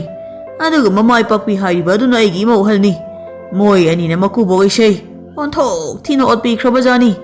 ꯆꯥꯛ ꯐꯥꯎꯕ ꯏꯕꯨꯛ ꯊꯟꯅ ꯆꯥꯕ ꯐꯪꯖꯕꯖꯥ ꯅꯠꯇꯦ ꯌꯥꯝꯅ ꯐꯠꯇꯕꯤ ꯅꯨꯄꯤ ꯉꯥꯛꯇꯅꯤ ꯑꯗꯨꯗꯤ ꯅꯨꯄꯥ ꯑꯅꯤ ꯑꯃꯁꯨ ꯌꯥꯎꯔꯤꯕꯁꯤ ꯁꯣꯏꯗꯅ ꯑꯍꯜꯒꯤ ꯏꯆꯥ ꯅꯨꯄꯥꯁꯤꯡ ꯁꯣꯏꯗꯅ ꯑꯣꯏꯔꯝꯂꯒꯅꯤ ꯑꯣꯟꯊꯣꯛꯅ ꯃꯕꯨꯛꯆꯦꯜ ꯐꯠꯇꯦꯗ ꯑꯁꯨꯛ ꯐꯈ꯭ꯔꯕ ꯑꯍꯜ ꯑꯁꯤꯕꯨ ꯃꯤꯔꯥꯏꯗꯨꯅ ꯊꯤꯅ ꯑꯣꯠꯄꯤꯔꯤꯕ ꯑꯁꯤꯕꯨ ꯏꯕꯨꯡꯉꯣꯒꯤ ꯂꯥꯏꯐꯥꯎꯁꯤꯗꯤ ꯈꯨꯆꯝ ꯑꯃꯅꯤꯍꯦ ꯁꯦꯡꯅ ꯍꯥꯏꯔꯕꯗ ꯑꯩꯒꯤ ꯏꯆꯥꯅꯨꯄꯥ ꯑꯅꯤꯗꯣ ꯃꯇꯨꯅ ꯍꯥꯏꯔꯤꯕ ꯃꯈꯩ ꯏꯟꯕ ꯃꯃꯥ ꯃꯄꯥ ꯃꯁꯛ ꯈꯪꯗꯕ ꯁꯦꯡꯅ ꯍꯥꯏꯔꯕꯗ ꯃꯇꯨꯒꯤ ꯐꯅꯦꯛ ꯁꯦꯠꯇꯕꯇ ꯉꯥꯏꯔꯕꯅꯤ ꯍꯣꯏ ꯅꯨꯃꯤꯗꯥꯡꯗ ꯀꯗꯤ ꯁꯦꯠꯂꯝꯗꯧꯔꯤꯕꯅꯤ ꯑꯗꯣ ꯈꯨꯕꯥꯛ ꯃꯩ ꯌꯦꯡꯕ ꯏꯕꯨꯡꯉꯣ ꯅꯪꯁꯦ ꯃꯅꯝ ꯑꯃꯗꯤ ꯆꯦꯜꯂꯤꯅꯦ ꯀꯔꯤ ꯃꯅꯝꯅꯣ ꯑꯍꯜ ꯂꯩꯒꯤ ꯂꯩꯅꯝꯂꯕ ꯀꯔꯥꯏꯗꯒꯤ ꯂꯩꯅꯝꯅꯣꯗ ꯄꯥꯊꯤ ꯀꯣꯝꯊꯤꯒꯤ ꯃꯅꯝ ꯁꯥꯍꯤꯡ ꯑꯍꯤꯡꯒꯤ ꯃꯅꯝꯂ ꯑꯃ ꯆꯦꯜꯂꯤꯌꯦ ꯌꯥꯝ ꯅꯝꯊꯤ ꯑꯗꯨꯒ ꯅꯪꯅ ꯉꯁꯥꯏꯗꯒꯤ ꯅꯆꯤꯜ ꯈꯨꯝꯂꯤꯕ ꯑꯗꯨꯅ ꯀꯔꯤꯒꯤꯅꯣ ꯅꯠꯇꯦ ꯅꯪꯕꯨ ꯈꯨꯕꯥꯛ ꯃꯩ ꯌꯦꯡꯁꯤꯟꯅꯔꯒ ꯄꯣꯠ ꯆꯩ ꯍꯨꯔꯥꯟꯕꯒꯁꯨ ꯆꯠꯄ꯭ꯔꯥ ꯍꯥꯏꯕꯅꯤꯅꯦ ꯍꯤꯡꯆꯥꯕꯗꯨ ꯈꯪꯁꯥꯎ ꯁꯥꯎꯔꯛꯇꯨꯅ ꯃꯁꯤꯒꯤ ꯑꯍꯜ ꯑꯁꯤꯅ ꯑꯩꯒꯤ ꯃꯇꯝ ꯃꯥꯡꯍꯟꯕꯁꯦ ꯃꯥꯡꯍꯜꯂꯤꯗꯀꯣ ꯐꯩ ꯃꯁꯤꯒꯤ ꯑꯍꯜꯁꯤ ꯃꯤಹುꯜ ꯅꯥꯝꯃ ꯃꯦꯠꯊꯠꯂꯝꯒꯦ ꯍꯣꯔꯦꯟ ꯇꯞꯅ ꯃꯊ꯭ꯋꯥꯏ ꯃꯥꯡꯖꯅꯕ ꯍꯥꯏ ꯈꯨꯕꯥꯛ ꯃꯩ ꯌꯦꯡꯉꯣ ꯍꯥꯏꯔꯒ ꯀꯗꯥꯏꯗꯅꯣ ꯅꯪꯅ ꯃꯦꯠꯂꯝꯃꯤꯗꯨꯕꯣ ꯏꯁ ꯆꯤꯡ ꯂꯥꯎꯅ ꯅꯥꯏꯅꯦ ꯑꯍꯜꯒꯤ ꯍꯛꯆꯥꯡꯗ ꯑꯅꯥꯕ ꯑꯃ ꯂꯩꯕ ꯃꯗꯨ ꯂꯧꯊꯣꯛꯄꯤꯔꯝꯕꯅꯤ ꯅꯠꯇ꯭ꯔꯕꯗꯤ ꯑꯍꯜ ꯑꯁꯤ ꯀꯨꯏꯅ ꯄꯨꯟꯁꯤꯔꯔꯣꯏꯅ ꯑꯗꯨꯅ ꯑꯍꯜ ꯑꯩꯅ ꯆꯤꯟ ꯈꯨꯝꯂꯤꯕ ꯑꯁꯤꯅ ꯌꯥꯗꯕꯒꯤ ꯈꯨꯝꯂꯤꯕꯅꯤ ꯌꯥ ꯄꯣꯝꯕꯒꯤ ꯆꯤꯛꯄ ꯍꯦꯟꯃꯟꯗꯅ ꯑꯗꯨꯗꯤ ꯑꯍꯜ ꯑꯩ ꯆꯠꯂꯒꯦꯀꯣ ꯍꯣꯏ ꯑꯗꯣ ꯏꯕꯨꯡꯉꯣ ꯅꯪ ꯈꯨꯕꯥꯛ ꯃꯩ ꯌꯦꯡꯕ ꯍꯩꯕ ꯃꯤꯗꯤ ꯃꯤꯅꯤꯍꯦ ꯃꯅꯝ ꯈꯔ ꯅꯝꯊꯤꯕꯒꯤ ꯋꯥꯅꯤ ꯁꯥꯎꯔꯒ ꯆꯠꯈ꯭ꯔꯦꯅꯦ ꯑꯗꯨꯕꯨ ꯃꯥꯅ ꯍꯧꯖꯤꯛ ꯀꯔꯥꯏꯗꯅꯣꯃ ꯃꯦꯠꯂꯝꯕꯗꯨꯃꯗꯤ ꯐꯖꯅ ꯅꯥꯏꯍꯦ ꯏꯁ ꯑꯩ ꯌꯨꯝꯗ ꯆꯪꯈ꯭ꯔꯒꯦꯗ ꯑꯍꯜ ꯑꯗꯨ ꯁꯣꯂꯤ ꯃꯌꯨꯝꯗ ꯆꯪꯈꯤ ꯑꯗꯨꯒ ꯍꯤꯡꯆꯥꯕ ꯑꯗꯨꯅ ꯈꯨꯜ ꯑꯗꯨꯗ ꯈꯨꯕꯥꯛ ꯃꯩ ꯌꯦꯡꯁꯤꯟꯅꯔꯝꯂꯒ ꯈꯨꯜ ꯑꯗꯨꯒꯤ ꯏꯃꯨꯡ ꯑꯃꯗꯒꯤ ꯅꯨꯄꯤ ꯃꯆꯥ ꯑꯃ ꯐꯥꯗꯨꯅ ꯄꯨꯈꯤꯔꯝꯃꯤ ꯃꯔꯨꯝ ꯃꯌꯥ ꯌꯦꯡꯂꯒ ꯍꯥꯕꯨꯡ ꯑꯃꯒꯤ ꯃꯔꯨꯝꯗ ꯅꯨꯄꯤ ꯃꯆꯥ ꯑꯗꯨ ꯍꯤꯡꯆꯥꯕ ꯑꯗꯨꯅ ꯌꯥꯝ ꯍꯥꯎꯅ ꯆꯥꯔꯝꯃꯤ ꯈꯨꯍꯥꯎ ꯑꯃꯅꯤꯅꯦ ꯉꯔꯥꯡꯒꯤ ꯃꯤ ꯑꯍꯨꯝꯗꯨꯗꯒꯤ ꯉꯁꯤꯒꯤꯁꯤꯅ ꯍꯥꯎꯕ ꯌꯥꯝꯅ ꯍꯦꯜꯂꯤꯅꯦ ꯁꯤꯅ ꯇꯥꯛꯄꯗꯤ ꯑꯍꯜ ꯑꯣꯏꯕ ꯅꯨꯄꯥꯗꯒꯤ ꯅꯨꯄꯤ ꯃꯆꯥꯅ ꯍꯦꯟꯅ ꯍꯥꯎꯏ ꯍꯥꯏꯕꯅꯤꯅꯦ ꯇꯣ ꯃꯔꯨ ꯐꯥꯎꯕ ꯂꯦꯝꯗ꯭ꯔꯦ ꯏꯅꯧ ꯍꯦꯛ ꯅꯧꯔꯗꯅ ꯁꯥꯏꯕꯗ ꯀꯌꯥꯗꯤ ꯅꯨꯡꯉꯥꯏꯔꯦ ꯁꯤꯗꯤ ꯑꯣꯛꯇꯦꯕꯣ ꯑꯃꯒ ꯐꯥꯔꯒ ꯆꯥꯗꯕ ꯌꯥꯗ꯭ꯔꯦ ꯑꯗꯨꯕꯨ ꯍꯧꯖꯤꯛꯀꯤ ꯈꯨꯜ ꯑꯗꯨꯗꯗꯤ ꯆꯪꯕ ꯌꯥꯗ꯭ꯔꯦ. ꯈꯨꯜ ꯑꯃꯗ ꯑꯃꯨꯛ ꯆꯪꯂꯒꯦ. ꯑꯗꯨꯗꯤ ꯑꯩꯉꯣꯟꯗ ꯇꯩꯔꯤꯕ ꯏꯁꯤꯡ ꯑꯁꯤ ꯍꯥꯟꯅ ꯑꯃꯨꯛꯇ ꯆꯥꯝꯊꯣꯛꯇꯕ ꯌꯥꯗꯦ. ꯍꯤꯡꯆꯥꯕ ꯑꯗꯨꯅ ꯃꯤꯔꯛ ꯅꯥꯔꯛ ꯌꯦꯡꯗꯨꯅ ꯈꯨꯜ ꯀꯌꯥ ꯁꯝꯅꯅ ꯆꯦꯜꯂꯤꯕ ꯆꯥꯎꯔꯕ ꯇꯨꯔꯦꯜ ꯑꯃꯗ ꯀꯨꯝꯊꯗꯨꯅ ꯃꯁꯥꯗ ꯇꯩꯔꯤꯕ ꯏꯁꯤꯡꯗꯨ ꯐꯖꯅ ꯆꯥꯝꯊꯣꯛꯂꯝꯃꯤ. ꯑꯗꯨꯒ ꯃꯆꯤꯟ ꯃꯌꯥ ꯇꯦꯡꯊꯣꯛꯇꯨꯅ ꯇꯨꯔꯦꯜꯗꯨꯗꯒꯤ ꯑꯃꯨꯛ ꯀꯥꯔꯛꯇꯨꯅ ꯈꯨꯜ ꯑꯃꯗ ꯑꯃꯨꯛ ꯈꯨꯕꯥꯛ ꯃꯩ ꯌꯦꯡꯕ ꯁꯥꯗꯨꯅ ꯆꯠꯂꯝꯃꯤ. ꯑꯁꯨꯝꯅ ꯍꯤꯡꯆꯥꯕ ꯑꯗꯨꯅ ꯈꯨꯟ ꯈꯨꯟꯗ ꯆꯠꯇꯨꯅ ꯈꯨꯕꯥꯛ ꯃꯩ ꯌꯦꯡꯁꯤꯟꯅꯔꯒ ꯅꯨꯄꯤ ꯑꯉꯥꯡ ꯐꯥꯗꯨꯅ ꯄꯨꯈꯤꯕ ꯑꯗꯨꯒ ꯆꯥꯊꯣꯛꯄꯁꯤ ꯆꯌꯣꯜ ꯈꯔꯒꯤ ꯃꯇꯨꯡꯗꯒꯤꯗꯤ ꯂꯩꯕꯥꯛꯇ ꯁꯤꯟꯕ ꯊꯨꯡꯅ ꯈꯪꯅꯔꯛꯂꯝꯃꯤ. ꯑꯗꯨꯒ ꯍꯤꯡꯆꯥꯕꯅ ꯃꯤ ꯆꯥꯗꯨꯅ ꯊꯝꯂꯝꯕꯒꯤ ꯃꯐꯝꯁꯤꯡꯁꯨ ꯆꯤꯡ ꯃꯥꯟꯗ ꯆꯠꯄ ꯃꯤꯁꯤꯡꯅ ꯊꯦꯡꯅꯔꯛꯄꯗꯒꯤ ꯂꯩꯕꯥꯛ ꯃꯤꯌꯥꯝ ꯑꯗꯨ ꯀꯤꯕꯅꯁꯨ ꯊꯛ ꯊꯛ ꯅꯤꯛꯅꯔꯝꯃꯤ. ꯑꯗꯨꯒ ꯀꯅꯥ ꯑꯃꯠꯇꯅꯗꯤ ꯃꯥꯡꯈ꯭ꯔꯤꯕ ꯅꯨꯄꯤ ꯑꯉꯥꯡ ꯃꯌꯥꯝꯗꯨ ꯍꯤꯡꯆꯥꯕ ꯑꯗꯨꯅ ꯐꯥꯔꯒ ꯆꯥꯕꯅꯤ ꯍꯥꯏꯕ ꯑꯁꯤꯃꯗꯤ ꯈꯪꯅꯔꯝꯗꯦ. ꯂꯩꯕꯥꯛ ꯑꯗꯨꯒꯤ ꯃꯤꯁꯤꯡꯅꯗꯤ ꯂꯩꯕꯥꯛ ꯑꯁꯤꯗ ꯇꯝꯊꯤꯔꯕ ꯁꯥ ꯈꯔꯅ ꯃꯤꯑꯣꯏꯕꯗ ꯂꯥꯟꯗꯥꯔꯛꯇꯨꯅ ꯅꯥꯏꯇꯣꯝ ꯇꯥꯅ ꯂꯩꯕ ꯅꯨꯄꯤ ꯑꯉꯥꯡꯁꯤꯡꯗꯨ ꯁꯥꯁꯤꯡ ꯑꯗꯨꯅ ꯆꯤꯛꯇꯨꯅ ꯆꯦꯟꯗꯨꯅ ꯄꯨꯈ꯭ꯔꯒ ꯆꯥꯕ ꯑꯣꯏꯔꯝꯒꯅꯤ ꯍꯥꯏꯅ ꯈꯟꯅꯔꯝꯃꯤ. ꯑꯗꯨꯒ ꯍꯧꯖꯤꯛ ꯑꯣꯏꯔꯤꯕ ꯐꯤꯕꯝ ꯑꯁꯤꯅ ꯃꯔꯝ ꯑꯣꯏꯔꯒ ꯂꯩꯕꯥꯛꯀꯤ ꯅꯤꯡꯊꯧ ꯂꯨꯆꯤꯡꯕꯅ ꯌꯨꯝ ꯌꯨꯝꯗꯒꯤ ꯃꯄꯥꯟ ꯊꯣꯛꯇꯅ ꯂꯩꯅꯕ ꯌꯥꯊꯪ ꯄꯤꯔꯝꯃꯤ. ꯊꯣꯛꯇꯕ ꯌꯥꯗꯕ ꯊꯕꯛ ꯂꯩꯔꯒꯁꯨ ꯈꯨꯠꯂꯥꯏ ꯃꯇꯤꯛ ꯆꯥꯅ ꯄꯥꯏꯔꯒ ꯃꯤ 5-10 ꯍꯧꯅꯔꯒ ꯊꯣꯛꯅꯕꯁꯨ ꯍꯥꯏꯔꯝꯃꯤ. ꯃꯁꯤꯗ ꯅꯠꯇꯅ ꯂꯩꯕꯥꯛ ꯑꯗꯨꯒꯤ ꯅꯤꯡꯊꯧꯅ ꯂꯥꯟꯃꯤ ꯀꯌꯥ ꯊꯥꯗꯣꯛꯇꯨꯅ ꯃꯤ ꯃꯥꯡꯂꯤꯕꯁꯤꯡ ꯑꯁꯤꯒꯤ ꯃꯇꯥꯡꯗ ꯊꯤꯖꯤꯟꯅꯕ ꯂꯥꯟꯃꯤ ꯀꯌꯥ ꯑꯃꯁꯨ ꯃꯐꯝ ꯃꯐꯝꯗ ꯊꯥꯗꯣꯛꯂꯝꯃꯤ. ꯑꯗꯨꯒ ꯅꯤꯡꯊꯧ ꯂꯨꯆꯤꯡꯕ ꯃꯁꯥꯃꯛꯁꯨ ꯈꯨꯡꯒꯪꯒꯤ ꯁꯥ ꯂꯂꯣꯟꯕ ꯃꯤꯆꯝ ꯑꯃ ꯁꯥꯗꯨꯅ ꯅꯨꯄꯤ ꯑꯉꯥꯡ ꯃꯥꯡꯂꯤꯕ ꯐꯪꯂꯕꯁꯨ ꯐꯤꯕꯝ ꯁꯣꯛꯅ ꯐꯪꯂꯤꯕ ꯑꯁꯤꯒꯤ ꯃꯇꯥꯡꯗ ꯍꯧꯕꯗꯒꯤ ꯇꯨꯃꯤꯟꯅ ꯌꯥꯝ ꯀꯨꯞꯅ ꯑꯋꯥ ꯑꯅꯥ ꯇꯥꯔꯤꯕ ꯌꯨꯝ ꯌꯨꯝꯗ ꯆꯪꯗꯨꯅ ꯊꯤꯖꯤꯜꯂꯝꯃꯤ. ꯏꯔꯥꯡ ꯃꯔꯛꯁꯤꯗ ꯅꯤꯡꯊꯧ ꯂꯨꯆꯤꯡꯕꯅ ꯈꯨꯕꯥꯛ ꯃꯩ ꯌꯦꯡꯕ ꯌꯥꯝꯅ ꯍꯩꯕ ꯋꯥꯡ ꯆꯥꯎꯕ ꯅꯨꯄꯥ ꯑꯃꯒꯤ ꯄꯥꯎ ꯑꯁꯤꯁꯨ ꯈꯨꯟ ꯈꯨꯟꯗꯒꯤ ꯇꯥꯔꯝꯃꯤ. ꯑꯗꯨꯅ ꯈꯨꯕꯥꯛ ꯃꯩ ꯌꯦꯡꯂꯤꯕ ꯃꯤꯁꯛ ꯑꯁꯤꯅ ꯀꯅꯥꯅꯣ ꯍꯥꯏꯅ ꯅꯤꯡꯊꯧ ꯂꯨꯆꯤꯡꯕꯅ ꯌꯥꯝ ꯀꯨꯞꯅ ꯈꯜꯂꯝꯃꯤ. ꯑꯗꯨꯒ ꯁꯣꯝꯗꯅ ꯇꯝꯊꯤꯔꯕ ꯍꯤꯡꯆꯥꯕ ꯑꯗꯨꯅ ꯃꯃꯥ ꯃꯆꯥꯗꯪ ꯂꯩꯕ ꯂꯥꯏꯔꯕ ꯏꯃꯨꯡ ꯑꯃꯗ ꯈꯨꯕꯥꯛ ꯃꯩ ꯌꯦꯡꯁꯤꯟꯅꯗꯨꯅ ꯆꯥꯅꯕ ꯇꯟꯖꯥ ꯌꯦꯡꯗꯨꯅ ꯂꯩꯔꯝꯃꯤ. ꯏꯕꯦꯝꯃ, ꯅꯃꯥꯅ ꯆꯥꯛꯈꯛꯇ ꯌꯨꯝꯁꯤꯗ ꯊꯅꯝꯂꯒ ꯅꯨꯄꯥꯁꯤꯡꯗꯨꯕꯨ ꯀꯔꯥꯏꯗ ꯆꯠꯈ꯭ꯔꯤꯅꯣ ꯍꯥꯏꯕꯅꯤꯅꯦ. ꯅꯠꯇꯦ, ꯍꯧꯖꯤꯛ ꯂꯩꯕꯥꯛ ꯑꯁꯤꯗ ꯊꯣꯛꯂꯤꯕ ꯀꯤꯔꯕ ꯄꯥꯎꯁꯤꯡ ꯑꯁꯤ ꯅꯣꯏꯕꯨ ꯀꯔꯤꯃꯠꯇ ꯇꯥꯗꯕ꯭ꯔꯥ ꯈꯪꯗꯕ꯭ꯔꯥ ꯍꯥꯏꯕꯅꯤꯅꯦ. ꯏꯕꯨꯡ, ꯇꯥꯏꯌꯦ, ꯈꯪꯉꯦ. ꯑꯗꯨꯕꯨ ꯅꯣꯡꯃꯒꯤ ꯁꯨꯔꯒ ꯆꯥꯖꯕ ꯂꯥꯏꯔꯕ ꯏꯃꯨꯡꯅꯤꯅ ꯏꯃꯨꯡꯗ ꯀꯤ ꯍꯥꯏꯗꯨꯅ ꯁꯨꯝ ꯂꯩꯕꯗꯤ ꯌꯥꯕ ꯅꯠꯇꯦꯗꯣ. ꯑꯗꯨꯅ ꯏꯄꯨꯔꯣꯏꯕꯒ ꯏꯆꯥꯅꯨꯄꯥꯒꯗꯣ ꯊꯕꯛ ꯁꯨꯕ ꯆꯠꯈꯤꯕꯅꯤꯅꯦ ꯏꯕꯨꯡ. ꯏꯕꯦꯝꯃꯅ ꯍꯥꯏꯔꯤꯕ ꯋꯥꯗꯨꯁꯨ ꯌꯥꯝ ꯆꯨꯝꯃꯤꯅꯦ. ꯀꯤꯔꯒ ꯄꯨꯛ ꯊꯟꯕ ꯑꯣꯏꯔꯕꯗꯤ ꯃꯄꯥꯟ ꯊꯣꯛꯇꯨꯅ ꯊꯕꯛ ꯁꯨꯗ꯭ꯔꯕꯁꯨ ꯍꯦꯛ ꯌꯥꯕ. ꯑꯗꯣ ꯏꯕꯦꯝꯃ, ꯅꯪꯒꯤ ꯅꯆꯥꯅꯨꯄꯤꯒꯤ ꯈꯨꯕꯥꯛ ꯃꯩꯁꯤ ꯌꯥꯝꯅ ꯆꯨꯝꯃꯤ, ꯌꯥꯝꯅ ꯐꯩ. ꯁꯦꯡꯅ ꯍꯥꯏꯔꯕꯗ ꯅꯆꯥꯅꯨꯄꯤ ꯑꯁꯤ ꯁꯅꯥꯅ ꯃꯁꯥ ꯄꯨꯝꯕ ꯌꯣꯝꯗꯧꯔꯤꯀꯣ. ꯀꯔꯤꯅꯣ ꯏꯕꯨꯡꯅ ꯍꯥꯏꯔꯤꯕꯁꯤꯕꯣ? ꯑꯁꯦꯡꯕꯅꯤꯅꯦ ꯑꯩꯅ ꯍꯥꯏꯔꯤꯕꯁꯦ. ꯇꯨ ꯅꯆꯥꯅꯨꯄꯤꯒꯤ ꯁꯣꯝꯗ ꯆꯠꯂꯤꯕ ꯈꯨꯕꯥꯛ ꯃꯩ ꯑꯁꯤꯅ ꯍꯥꯏꯔꯤꯕꯁꯦ ꯅꯆꯥꯅꯨꯄꯤꯅ ꯍꯌꯦꯡ ꯂꯨꯍꯣꯡꯗꯨꯅ ꯅꯨꯡꯉꯥꯏꯅ ꯂꯩꯒꯗꯧꯔꯤꯕ ꯅꯨꯄꯥ ꯑꯗꯨ ꯂꯩꯕꯥꯛ ꯑꯁꯤꯒꯤ ꯁꯛꯅꯥꯏꯔꯕ ꯏꯅꯥꯛ ꯈꯨꯟꯕ ꯁꯅꯥ ꯂꯨꯄꯥ ꯌꯥꯝꯅ ꯂꯩꯕ ꯅꯨꯄꯥ ꯑꯃ ꯑꯣꯏꯗꯧꯔꯤꯕꯅꯤꯅꯦ. ꯑꯗꯨꯒ ꯁꯣꯝꯗ ꯃꯆꯥ ꯑꯃ ꯆꯠꯂꯤꯕ ꯈꯨꯕꯥꯛ ꯃꯩ ꯑꯁꯤꯅ ꯍꯥꯏꯔꯤꯕꯁꯤꯅ ꯅꯆꯥꯅꯨꯄꯤ ꯑꯁꯤ ꯃꯄꯨꯔꯣꯏꯕꯅ ꯌꯥꯝꯅ ꯅꯨꯡꯁꯤꯅ ꯂꯨꯅ ꯇꯧꯕꯤꯕ ꯑꯃꯁꯨ ꯑꯣꯏꯒꯅꯤ ꯍꯥꯏꯔꯤꯕꯅꯤꯅꯦ. ꯃꯆꯥꯅꯨꯄꯤ ꯑꯗꯨꯅ, ꯏꯃꯥ, ꯑꯩ ꯌꯨꯝ ꯄꯥꯅꯤꯡꯉꯤ. ꯄꯥꯜꯂꯗꯕꯅꯤ. ꯏꯆꯥꯅ ꯁꯅꯥ ꯃꯌꯥꯝ ꯁꯤꯗꯨꯅ ꯅꯨꯡꯉꯥꯏꯅ ꯂꯩꯕ ꯍꯥꯏꯕꯁꯦ ꯏꯃꯥꯁꯨ ꯄꯥꯝꯂꯤꯕꯅꯤꯅꯦ. ꯑꯗꯣ ꯈꯨꯕꯥꯛ ꯃꯩ ꯌꯦꯡꯕ ꯏꯕꯨꯡ, ꯑꯩꯒꯤ ꯏꯆꯥꯅꯨꯄꯤꯁꯤꯕꯨ ꯍꯧꯖꯤꯛ ꯌꯨꯝ ꯄꯥꯟꯕ ꯌꯥꯔꯗ꯭ꯔꯅꯦ? ꯍꯥꯏꯕꯗꯤ ꯃꯕꯨꯡꯗꯣ ꯅꯨꯄꯤ ꯊꯤꯗ꯭ꯔꯤ, ꯑꯗꯨꯒ ꯏꯆꯥꯅꯨꯄꯤꯁꯨ ꯆꯍꯤ ꯌꯥꯝꯅ ꯅꯧꯔꯤ. ꯏꯃꯥ, ꯑꯩ ꯂꯤꯔꯦ, ꯅꯧꯗ꯭ꯔꯦ. ꯑꯩ ꯌꯨꯝ ꯄꯥꯟꯕ ꯌꯥꯔꯦ. ꯁꯦ ꯏꯃꯥ, ꯑꯩ ꯌꯨꯝ ꯌꯥꯝ ꯄꯥꯅꯤꯡꯉꯦ ꯍꯥꯏꯕ. ꯉꯥꯏꯈꯣꯍꯦ, ꯅꯪꯒꯤ ꯁꯦꯟ ꯄꯥꯏꯕ ꯅꯨꯄꯥꯗꯨꯗꯤ ꯀꯅꯥꯅꯣ, ꯀꯥꯏꯗꯩꯅꯣ, ꯀꯔꯤ ꯃꯤꯡ ꯀꯧꯏꯁꯨ ꯈꯪꯗꯅ ꯌꯨꯝ ꯄꯥꯅꯤꯡꯉꯤ ꯂꯨꯍꯣꯡꯅꯤꯡꯉꯦꯅ ꯍꯦꯛꯇ ꯌꯥꯕ꯭ꯔꯣ? ꯑꯗꯣ ꯏꯕꯨꯡ, ꯑꯩꯒꯤ ꯏꯆꯥꯅꯨꯄꯤꯒꯤ ꯅꯨꯄꯥ ꯑꯣꯏꯒꯗꯧꯔꯤꯕꯁꯤꯕꯨ ꯀꯅꯥꯅꯣ, ꯀꯔꯥꯏꯗꯒꯤꯅೋ ꯍꯥꯏꯕꯁꯤꯃꯇꯪꯒ ꯏꯕꯨꯡꯅ ꯈꯨꯕꯥꯛ ꯃꯩ ꯌꯦꯡꯗꯨꯅ ꯍꯥꯏꯕꯤꯔꯝꯂꯕꯗꯤ ꯅꯨꯡꯉꯥꯏꯖꯔꯅꯤꯗ. ꯑꯗꯨꯗꯤ ꯁꯨꯃꯥꯏꯅ ꯇꯧꯁꯤ. ꯈꯨꯕꯥꯛ ꯃꯩꯁꯤ ꯏꯃꯨꯡꯗ ꯌꯦꯡꯂꯁꯤ. ꯃꯄꯥꯟꯗ ꯌꯦꯡꯕꯁꯤ ꯑꯩꯉꯣꯟꯗ ꯀꯌꯥ ꯅꯨꯡꯉꯥꯏꯇꯦ. ꯍꯥꯏꯕꯗꯤ ꯑꯩꯅ ꯂꯥꯏꯁꯣꯟ ꯇꯤꯟꯁꯣꯟ ꯇꯧꯗꯨꯅ ꯈꯨꯕꯥꯛ ꯃꯩ ꯌꯦꯡꯂꯤꯉꯩꯗ ꯃꯤ ꯐꯠꯇꯕꯅ ꯎꯈꯤ ꯂꯥꯛꯈꯤꯗꯅ ꯊꯃꯥꯏ ꯁꯤꯜꯂꯛꯂꯕꯗꯤ ꯑꯩꯁꯨ ꯅꯆꯥꯁꯨ ꯑꯐꯝꯗ ꯇꯥꯒꯗꯧꯔꯤꯕꯅꯤ. ꯍꯣꯏ, ꯅꯃꯥ ꯅꯆꯥꯅ ꯂꯝꯂꯥꯟꯕ ꯅꯨꯄꯥ ꯑꯃꯕꯨ ꯏꯃꯨꯡꯗ ꯀꯧꯁꯤꯟꯒꯗ꯭ꯔꯅ ꯈꯜꯂꯒꯗꯤ ꯑꯩ ꯀꯩꯁꯨ ꯀꯥꯏꯗꯦ. ꯑꯩ ꯑꯇꯩ ꯌꯨꯝ ꯃꯌꯥꯝ ꯑꯃꯁꯨ ꯆꯪꯒꯗꯕ ꯂꯩ ꯑꯩ ꯆꯠꯂꯒꯦ ꯉꯥꯏꯈꯣ ꯈꯨꯔꯥ ꯂꯥꯛꯑꯣ ꯏꯃꯨꯡꯗ ꯆꯪꯂꯁꯤ ꯈꯨꯔꯥ ꯏꯃꯥ ꯈꯨꯔꯥꯁꯤ ꯏꯃꯨꯡꯗ ꯀꯧꯁꯤꯜꯂꯣ ꯍꯣꯏꯗ ꯏꯆꯥꯒꯤ ꯃꯔꯥꯏꯕꯛ ꯑꯁꯨꯛ ꯐꯕ ꯂꯥꯏꯐꯥꯎ ꯑꯃ ꯏꯕꯨꯡꯅ ꯇꯥꯛꯄꯤꯔꯗꯕꯨ ꯂꯥꯛꯑꯣ ꯏꯕꯨꯡ ꯏꯃꯨꯡꯗ ꯆꯪꯁꯤ ꯑꯣꯟꯊꯣꯛꯅ ꯄꯨꯛꯆꯦꯜ ꯆꯥꯎꯈ꯭ꯔꯦꯗ ꯅꯃꯥ ꯅꯆꯥꯁꯤ ꯑꯗꯨꯕꯨ ꯅꯃꯥ ꯅꯆꯥꯁꯤ ꯄꯪꯕꯗꯤ ꯄꯪꯉꯤꯀꯣ ꯑꯗꯨꯅ ꯈꯨꯗꯣꯡ ꯊꯤꯕꯁꯨ ꯂꯥꯛꯀꯅꯤ ꯁꯤ ꯌꯧꯔꯕꯗꯤ ꯊꯣꯡꯁꯤ ꯂꯣꯟꯁꯤꯜꯂꯒꯦ ꯀꯔꯤꯗꯅꯣ ꯏꯕꯨꯡꯅ ꯏꯃꯥ ꯏꯆꯥꯕꯨ ꯑꯃꯨꯛ ꯄꯪꯉꯤꯒ ꯍꯥꯏꯕꯤꯔꯤꯕꯁꯤꯕꯨ ꯏꯃꯥ ꯈꯨꯔꯥꯅ ꯃꯅꯨꯡꯗꯒꯤ ꯊꯣꯡ ꯂꯣꯟꯁꯤꯟꯈ꯭ꯔꯦ ꯍꯣꯏ ꯀꯤꯅꯨꯅꯦ ꯅꯨꯡꯁꯤꯠ ꯑꯀꯟꯕ ꯁꯤꯠꯂꯦꯅ ꯊꯣꯡꯁꯤ ꯂꯣꯟꯁꯤꯟꯕꯅꯤꯅꯦ ꯑꯗꯨꯒ ꯑꯩꯅ ꯅꯃꯥ ꯅꯆꯥꯁꯤ ꯄꯪꯉꯤ ꯍꯥꯏꯕꯗꯤ ꯎꯗ꯭ꯔꯤꯕ ꯈꯪꯗ꯭ꯔꯤꯕ ꯆꯨꯝꯃꯤ ꯂꯥꯜꯂꯤꯁꯨ ꯈꯪꯗꯕ ꯑꯩꯒꯤ ꯋꯥꯗꯨꯅ ꯊꯥꯖꯗꯨꯅ ꯁꯅꯥ ꯂꯨꯄꯥꯒꯤ ꯃꯣꯟꯗ꯭ꯔꯪꯒ ꯁꯥꯒꯠꯇꯅ ꯑꯗꯨꯒ ꯅꯆꯥꯅꯨꯄꯤꯁꯤꯅ ꯃꯋꯥꯒ ꯈꯪꯅꯥꯏ ꯅꯥꯏꯅꯤꯡꯉꯛꯇꯅꯒ ꯇꯧꯔꯤꯕ ꯑꯗꯨꯒ ꯑꯩꯁꯨ ꯀꯅꯥꯅꯣ ꯀꯔꯤꯅꯣ ꯀꯔꯥꯏꯗꯒꯤ ꯂꯥꯛꯄꯅꯣ ꯑꯐꯕ ꯃꯤꯔ ꯐꯠꯇꯕ ꯃꯤꯔ ꯍꯥꯏꯕꯁꯨ ꯈꯪꯗꯅ ꯑꯗꯨꯁꯨ ꯅꯨꯄꯥ ꯑꯩꯕꯨ ꯏꯃꯨꯡꯁꯤꯗ ꯍꯦꯛ ꯆꯪꯍꯟꯕ ꯑꯁꯤꯕꯨꯅꯤ ꯀꯔꯤꯅꯣ ꯏꯕꯨꯡꯅ ꯍꯥꯏꯅꯤꯡꯂꯤꯕ ꯋꯥꯁꯦ ꯅꯠꯇꯦ ꯏꯃꯥ ꯏꯆꯥꯁꯤ ꯅꯨꯄꯤ ꯉꯥꯛꯇꯅꯤ ꯀꯥꯏꯅ ꯋꯥꯈꯜ ꯐꯠꯇꯕ ꯇꯧꯒꯦ ꯀꯥꯏꯅꯒ ꯈꯟꯕꯤꯔꯤꯕ꯭ꯔꯣ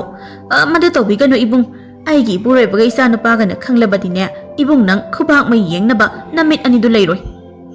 ꯏꯃꯥ ꯈꯨꯔꯥꯁꯦ ꯃꯃꯥꯒꯤ ꯐꯤꯁꯦ ꯂꯧꯊꯣꯔꯛꯑꯦ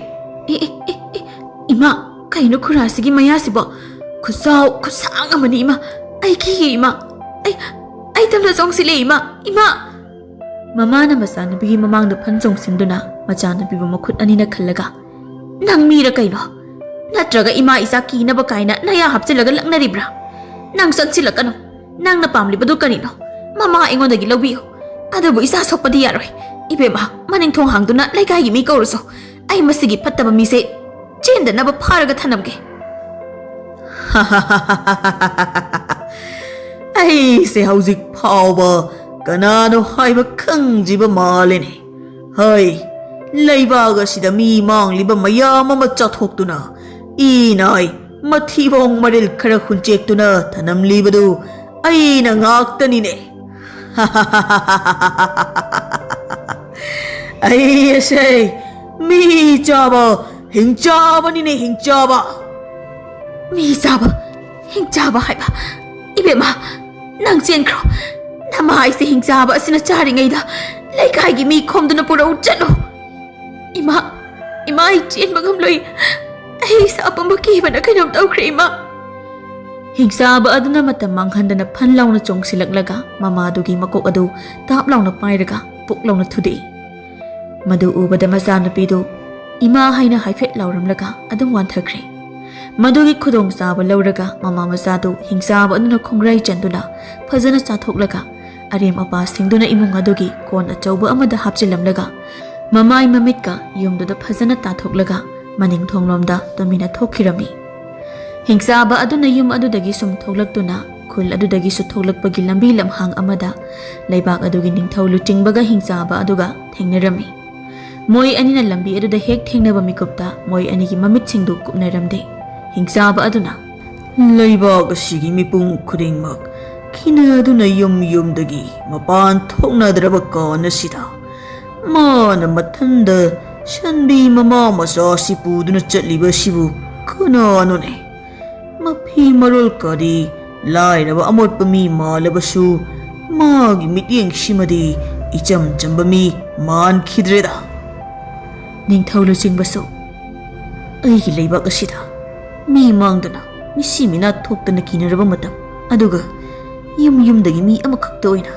ꯃꯄꯥꯟ ꯊꯣꯛꯇꯅꯕ ꯅꯤꯡꯊꯧꯒꯤ ꯌꯥꯊꯪ ꯄꯤꯈ꯭ꯔꯕꯁꯤꯗ ꯀꯅꯥꯅꯣ ꯃꯥꯅ ꯃꯊꯟꯇ ꯂꯝꯕꯤꯁꯤꯗ ꯃꯃꯥꯏ ꯈꯨꯝꯗꯨꯅ ꯑꯀꯤꯕ ꯂꯩꯇꯅ ꯆꯠꯂꯤꯕꯁꯦ ꯃꯁꯥ ꯃꯎꯁꯨ ꯐꯩ ꯋꯥꯡꯁꯨ ꯆꯥꯎꯏ ꯑꯗꯨꯒ ꯃꯥꯒꯤ ꯃꯤꯠꯌꯦꯡ ꯅꯥꯌꯦꯡ ꯆꯠꯄꯒꯤ ꯁꯑꯣꯡ ꯁꯥꯗꯥꯁꯤꯅ ꯇꯥꯛꯄꯗꯤ ꯃꯁꯤꯒꯤ ꯅꯨꯄꯥꯁꯦ ꯑꯐꯕ ꯃꯤꯗꯤ ꯈꯛ ꯑꯣꯏꯔꯣꯏ ꯀꯩꯅꯣꯝꯃꯇ ꯍꯪꯖꯒꯦ ꯍꯣꯏ ꯁꯣꯝꯗꯅꯦ ꯑꯩꯅ ꯀꯧꯖꯔꯤꯕꯁꯦ ꯀꯔꯤꯒꯤꯅꯣ ꯃꯥꯅ ꯑꯩꯉꯣꯟꯗ ꯀꯧꯔꯤꯕꯗꯤ ꯀꯔꯤ ꯍꯥꯏꯒꯦ ꯍꯥꯏꯕꯅꯣ ꯅꯨꯄꯥ ꯂꯝꯕꯤꯁꯤꯕꯨ ꯀꯔꯤ ꯈꯨꯜ ꯇꯥꯒꯗꯧꯔꯤꯕꯅꯣ ꯑꯩꯁꯦ ꯁꯟꯕꯤ ꯃꯃꯥ ꯃꯆꯥꯁꯤ ꯌꯣꯟꯅꯕ ꯍꯣꯠꯅꯕꯗ ꯑꯍꯨꯕ ꯂꯝꯕꯤꯗ ꯄꯪꯆꯠꯇ ꯆꯠꯂꯦ ꯉꯁꯤꯅ ꯃꯁꯤꯒꯤ ꯂꯝꯕꯤꯁꯤꯗ ꯑꯃꯨꯛ ꯂꯥꯛꯂꯦ ꯑꯗꯨꯒꯤ ꯈꯪꯗꯗꯅ ꯁꯨꯝ ꯍꯪꯖꯕꯅꯤ ꯃꯔꯨꯞ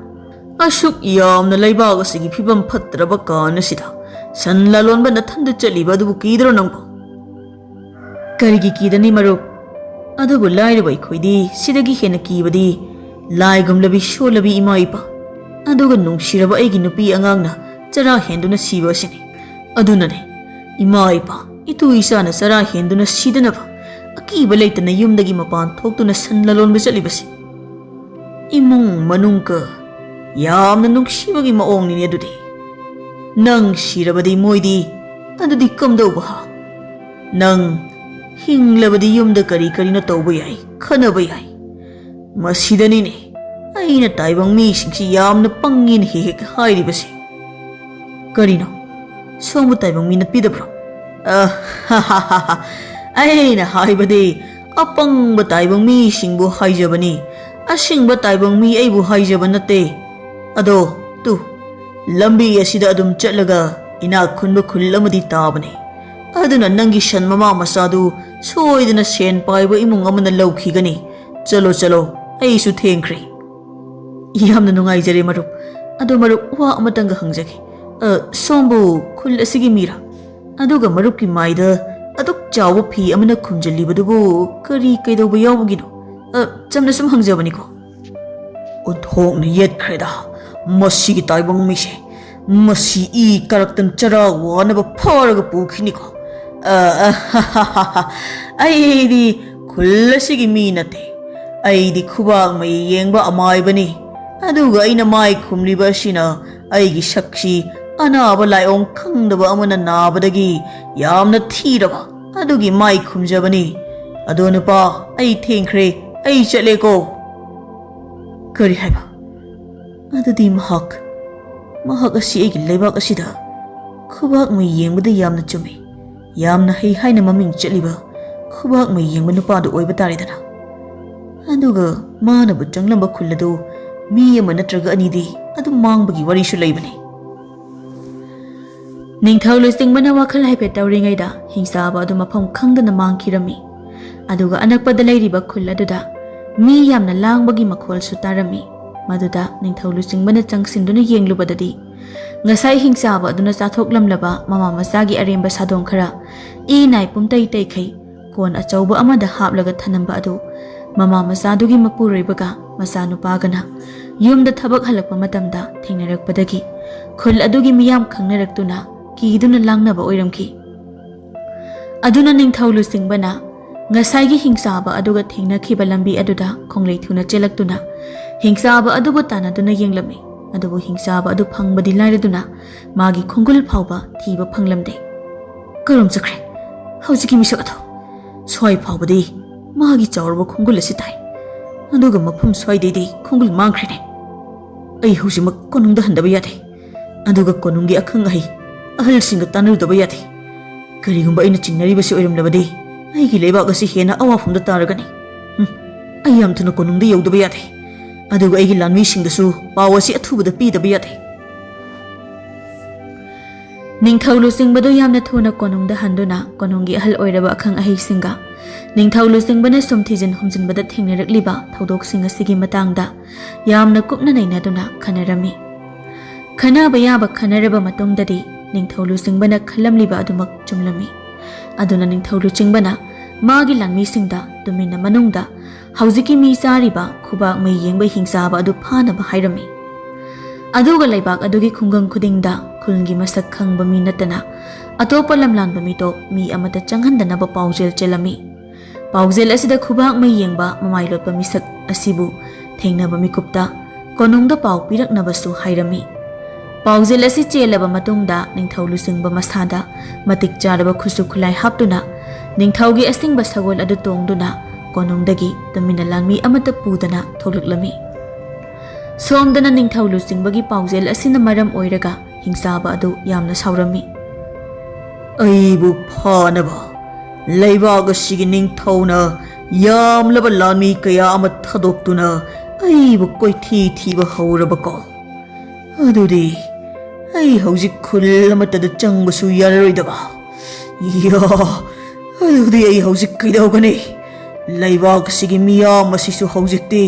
ꯑꯩꯕꯨ ꯐꯥꯅꯕ ꯅꯠꯇ꯭ꯔꯒ ꯑꯩꯁꯤ ꯍꯥꯠꯅꯅꯕ ꯁꯦꯝ ꯁꯥꯗꯨꯅ ꯂꯣꯏꯅ ꯂꯩꯔꯝꯂꯒꯅꯤ ꯑꯗꯨꯗꯤ ꯑꯩ ꯍꯧꯖꯤꯛꯄꯨ ꯁꯟꯗꯧꯅ ꯁꯖꯤꯛ ꯆꯥꯔꯒ ꯂꯩꯒꯗ꯭ꯔꯥ ꯑꯗꯨꯁꯨ ꯀꯣꯏꯂꯣꯠ ꯂꯣꯠꯇꯨꯅ Kono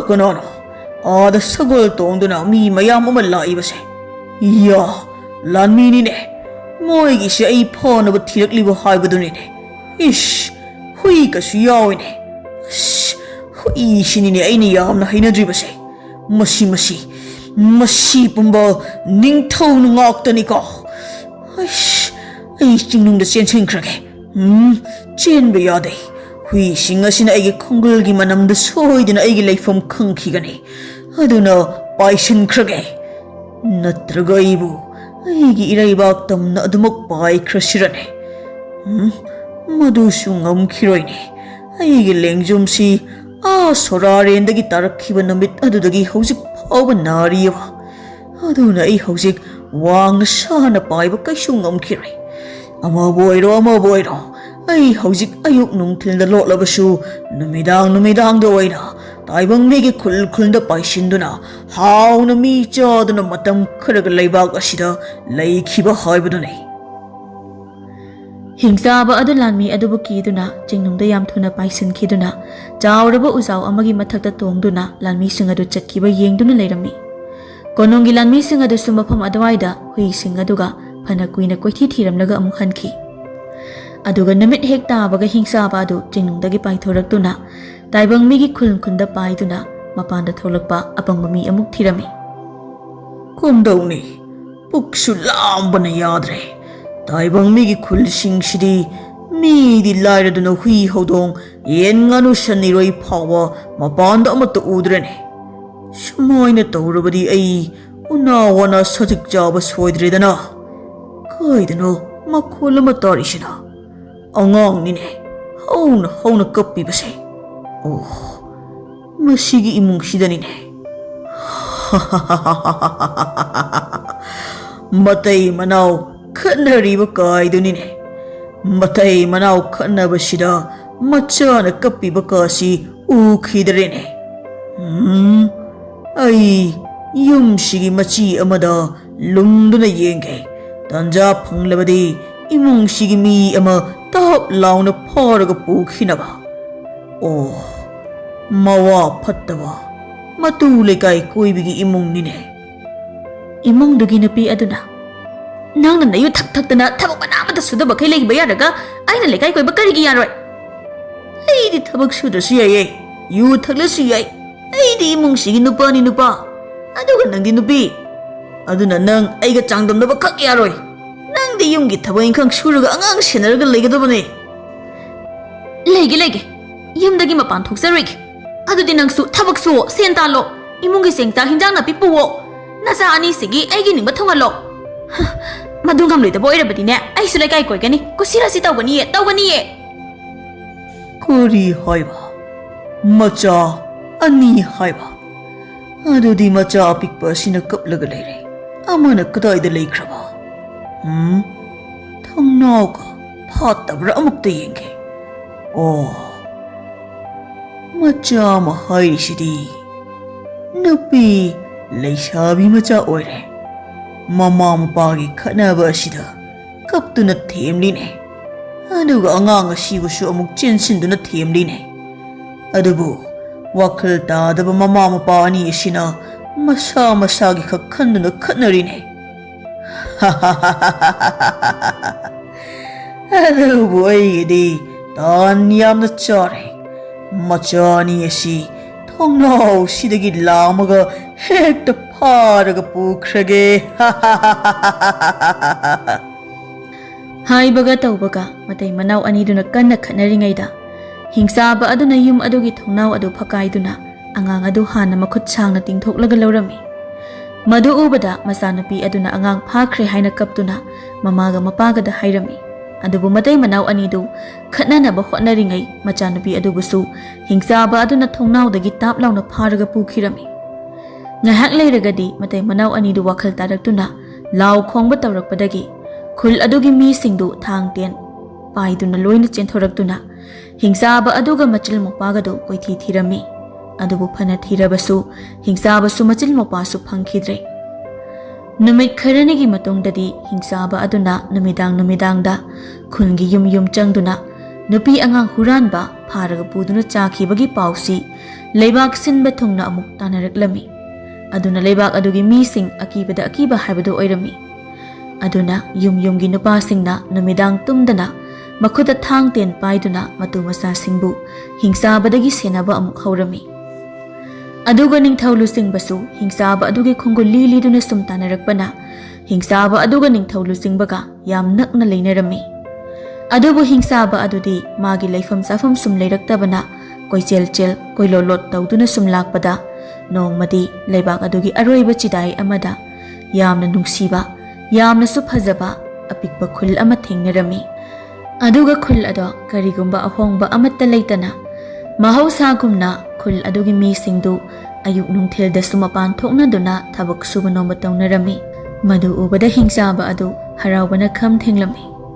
Adubu khwaidagi hena ngaklibadi khul aduda masak mataw yamna phajabi mabuk mapawsu yamna tappi ingele kaubi leisabi ama leirami. Aduga masi sokpa yadaba ingele mawani pa thauba kauba naha pakhang masa amasu leirami.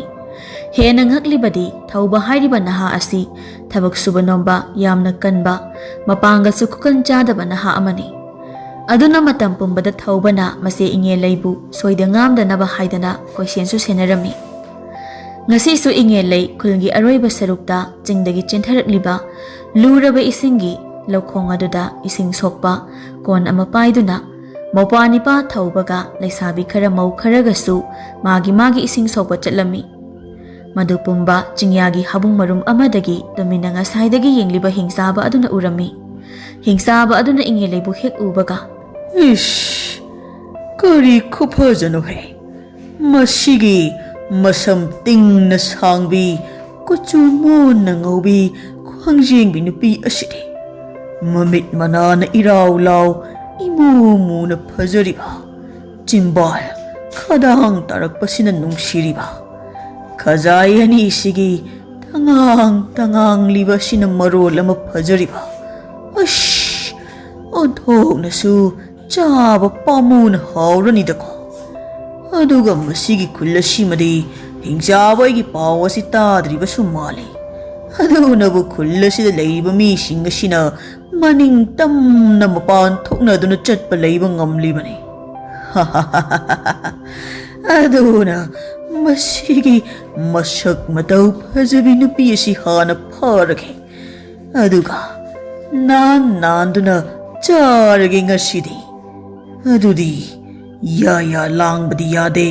taminna phage natrabadi ya langkrabadi mathang chaba amuk phangloi. Phangnida khul macha sibo namdana pharaga chaba yagani. Adudi ai nupi asi phanaba tanja yengduna lumduna leirage hai. Somdana ningthawlu chingbado hingchabagi matung sum tanarakpana haujiki hairiba khul macha aduda masu yauraklami. Mafam asigi khul asidi onthongna ingna chingna phajakreda. Nate aibu leibak sigi ningthaw ama oiraga mafam asigi khul asigi matang hana karimata khangdabrane. Ama boiro mi jaba phatkidraba tat haiba hingchaba adu maikei somlamda chakrabane. Aduna khul asigi mi singsi Hingchaba adugi kheta tadringaida hingchaba adubu thiduna khalhaudaba yade. Adubu hingchaba adudi tat haiba lotpa haibanina haujik karaida lotuna leiramgani. Atai laire ada nupi mayam ama ising sokpa chatliba sigi manakta chatuna yumda yam thuna changkinaba hairuke. Aduga yumthong khudingda hingchaba adugi pawsu pinanaba natrabadi apikbu khungangase hingchaba adugi makhuta tumba tare. Ningthawlu singbana ma kanano haibadi haidoktana nupi mayam ama ising sokpa chatliba adugi manakta changduna hingchaba adugi paw adu tamlami aduga yumda yam thuna changkhinabasu hairami. Aduba ningthawlu singbagi wa adu ising sokpa chatliba leisabi mau amatana thajaramde. Nupi singdugi wakhanda atopa khul amadagi lakpa pakhang amana leisabi singduda laknariboi khalami. Aduba mayam adugi marakta inge leinadi ningthawlu singbagi wa sing adu thajarami. Ai nangbu kanano kaidauba lakpano haibadumadi khangjade. Adubu nangna ikhoida hairiba hingchabagi wari adumadi ai thajai. Mafam asida leiriba ise isan idomcha inama mayam lamlan nupa asina hairiba wasingse amukta thajabiyo aduna aikhoi yumda changduna aikhoi gi leiriba ibong ipasingda paw ase yam thuna pihausi masina aikhoi gi afaba oigani aibu thajabi bagi damakta sombu hainingai leitana thagachari Athouba aduga iyambagi waduna aranbo oiduna aigi sebu laknaba aigi khulgi mi singbu kinaba sinbo oiramlabadi iyamba nang Athouba khuta afaba khak oiriko aigi wasina aranbo oiramlabadi ai kaisu seloina inaugi apambado nakhut pi nei phomda pangthokpiyo aduna hojiki oinadi mayam yumda khara thuna changbiyo aduga pawase inaugi mingdi khangjade ibani tawduna khullasigi yumthong khudingda pinaba tawsi hoi iyamba ado aigi ming Athouba kaujai iyambagi mingdi kari kawe aigi ming luchingba kaujai adudi iyam thuna sase nupi kharana aikhoi nupa nangi wase thajade ko adubo aikhoi gi inge leina haibagi inbirabani ado nangbu nupi kadi thirabo thidradi aikhoi mayam sidagi apamba ma khanjau he nasakna tawsu phajai napa su thoi yengba si yamna nungai aduga ne aikhoi gi inge leidadi migyeng thabirunu mawpani pasak phajaba akanba Athouba se yamna jathi bani nathoi mangjasani ko leisabi masa amana amu aduada hingsabi ka amata khangde aidi aigidi Athouba sokpa kana amata na yare harisini Athouba na hai sakthi bi akhat bisa madugi matam dine hujik se chalo naya do nayum nem higalura chalo haibani ne Asengbadi ningthau lusingbasu inge leibu ahanba uba maktada apam nungsi phawkhrabani aduga ningthaugi wabu inge leina thajabi baduna hena inge leibu ningthau lusingbagi punsigi taloi oirage hainasu mathamoida lepkhrabani somdana Hingchaba aduna ningthau lusingba adubu uraga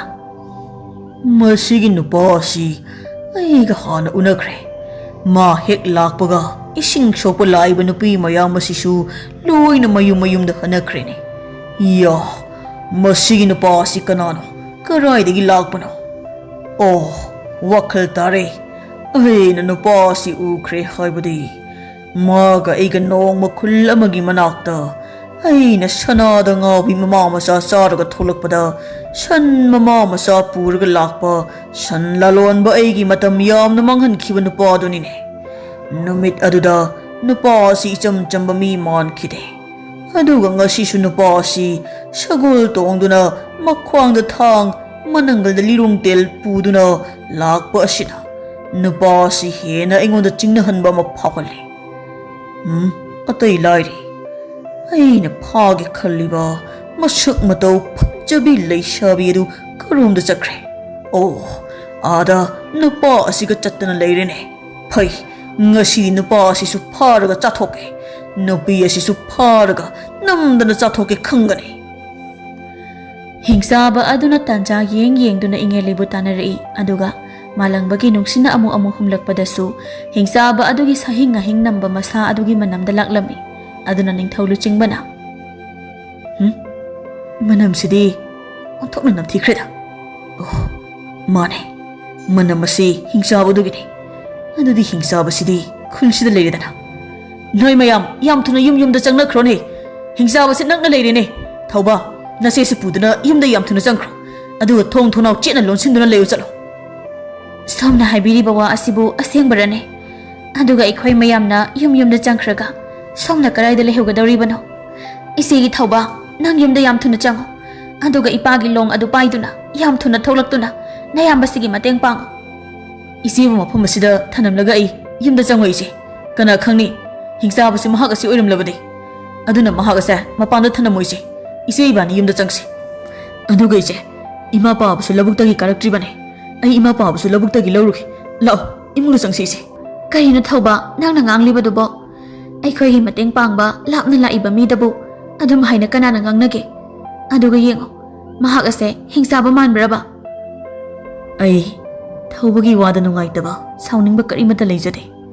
amaromda magi wakhalon ase asengbane mi amabu mikup ama thengnabada hekta kanano karino khangadaba nate aduna najil nopa yam thuna yumda changkhro ai khullasigi khangriba mi singda pawasi yam thuna pihauge aduga labukta leiba mi singbusu ai ka khojarake chalo noi ani imungda thong chena lonsinduna leiro Asumna wa kana ngangnariŋeida Hingchaba aduna chauraba nung ama ningthau luchingba tamna hatlagi matagum laktana langlai. Madu ubada thaubana yam thuna ningthau luchingba bu chingthoktuna nungjaw adudagi nanthoklammi. Aduga amu Hingchaba adu yam thuna paisilaktuna ingeleibu taplauna phaduna chingtamna paikhirami. Hingchaba aduna paisilaklaga ingelei phakhiba phibam adu khul adugi mi anambana suuna haurami. Aduna thauba machebu kannanaba Hingchaba aduna masibu puduna paikhiba maikairomda chenduna tanarami. Aduga ningthau luchingbasu magi sagol aduda phanlauna chongkhalaga Hingchaba adubu tanarami. Hingchaba aduna khangbra haujikti aina ngamledana onthongna hawkranida masigi leisabi asimadi aigi leibaktaga oiramlabadi ko itu oithokpa yarabani adubu mafam masidadi yararoi aduna lektana pamu chaba tabani makhada nupana ha ama tanaraklibasidi onthokna yangna tanaraida iya mapangan bu yamna pharine aduga masigi nupa simasu sagol tongduna ai tamna tanaraklini aigi lengjum sidang naramdrabadine nupi asibu puraga wangna paikhiba yarabani ko adudi ai jingnung sida paisin khrage jingnung bu yaurabadi ai na ngamladabani leitum ni nengoda langlaklibase adusu achauba leitum nate masigi naha sibu kayam kanba jano ne aibu thado aibu phabigano he Hingchaba aina hairibase nang tadra aibu thado haibane sakhen bi bema nang boina karamna thadokadoribano karigumba aina nangbu thadoklabadi makhada taduna siba tarene aduga nangdi aigi punsida khwaidagi hawba chak thak haibadu oigadoribani ai chadringaida nathoi adu hana mangningdrabadi aibu thadoktuna nathoi hingnaba kanna chenjakho se thado haibani ni Hingchaba nangbo karina nongthakta wangna pairiba achauba ujek ani asina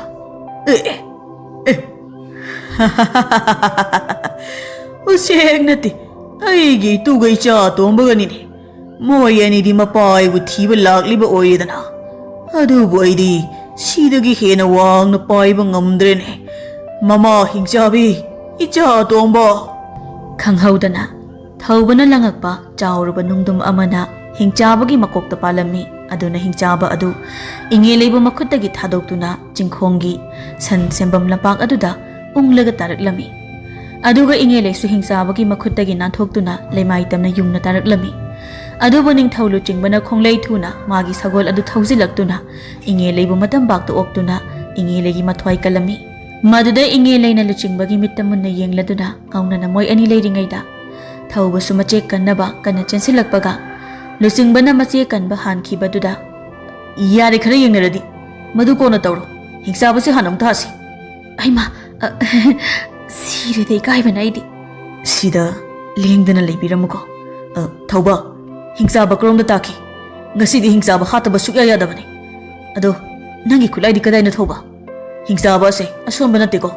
maya thoba khujil khuya thoba akan bi Hingchaba ni ko Hingchaba kayam kali haibadudi hauji khanglani tu ada lere chingda sesan khidore tanaraga pharaga hatlausi masi yaurabadi chelasu kanararoi makhoi ani khaktani Hingchaba ingonda makhoi ni kaidoba ngamgadoribana moi ani asi halaga sak phajabi leisabi manam nungsibi asi pharaga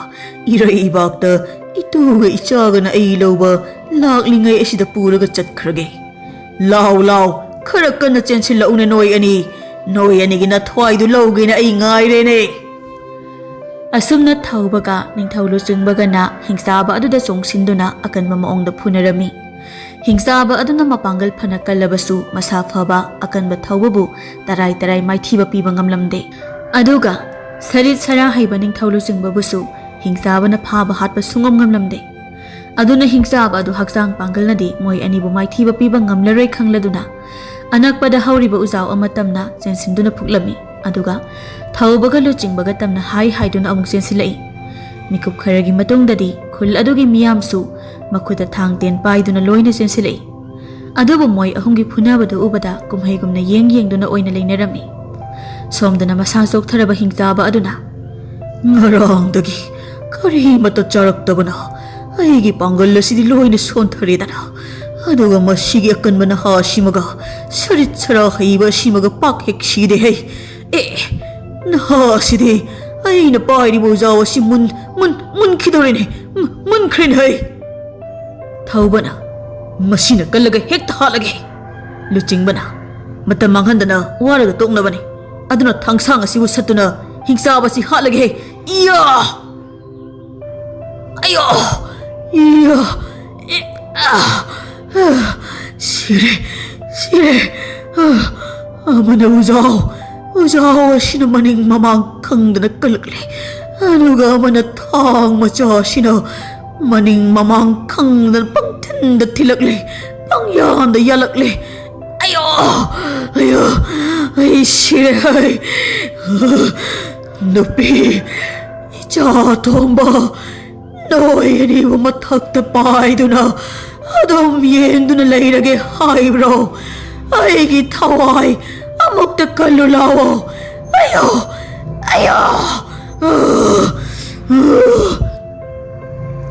luchingbana kari haiba mathakta pairaga lei haibade oh ada ngasaidagi usek asauba ani pairibai khalibasidi magi nupiga macha Hingchaba goire phai paida paitharo lirong telasina kapaga hatoke khangane yamba mathakta pairiba si Hingchaba asigi matuga machaga oirabadi lirong tendu paiduna sem saduna leibiyo masidi aina dum halage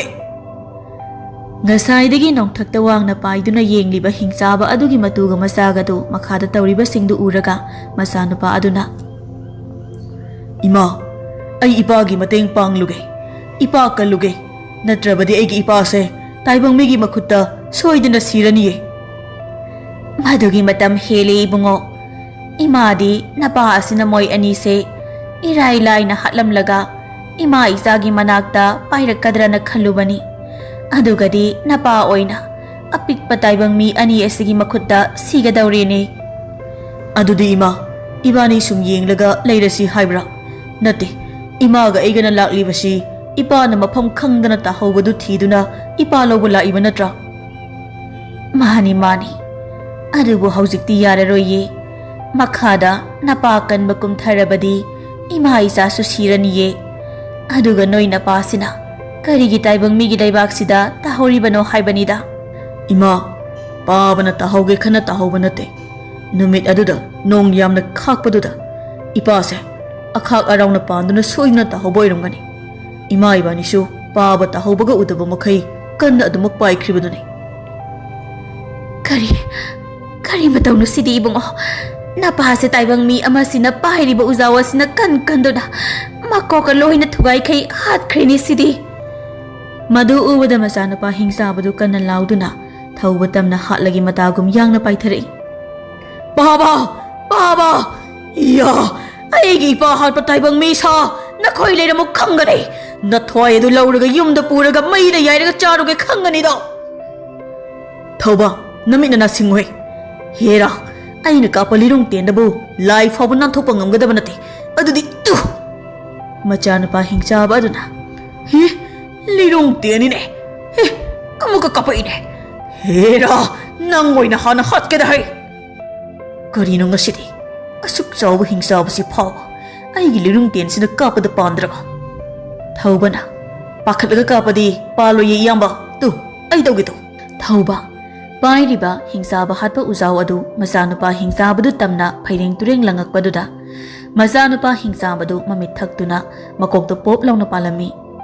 aduga Hingchaba adu yungna paitharaklaga leimaida makok adu yungsinduna hudrup launa tarami maduda amuk Athouba na sensinduna kinjaw aduna suduna masanupa Hingchabadu hatlami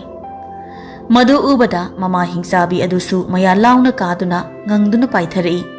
madu ubada handakti ningthawlu singbana masada aki akhang leitana magi lirung tel aduna mama Hingchabi adugi makokta kaptuna hatlami asumna Hingchaba singdu hatlaba matung atiyada ꯑꯇꯩ ꯂꯩꯔꯤꯕ꯭ꯔꯥ ꯍꯥꯏꯅ ꯐꯅ ꯀꯨꯏꯅ ꯌꯦꯡꯂꯝꯂꯒ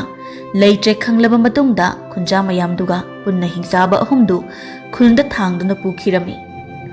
ꯑꯗꯨꯒ ꯅꯤꯡꯊꯧ ꯂꯨꯆꯤꯡꯕꯅ ꯀꯣꯅꯨꯡꯗ ꯄꯥꯎ ꯄꯤꯗꯨꯅ ꯁꯃꯨ ꯂꯥꯟꯃꯤ ꯃꯌꯥꯝ ꯑꯃ ꯀꯧꯗꯨꯅ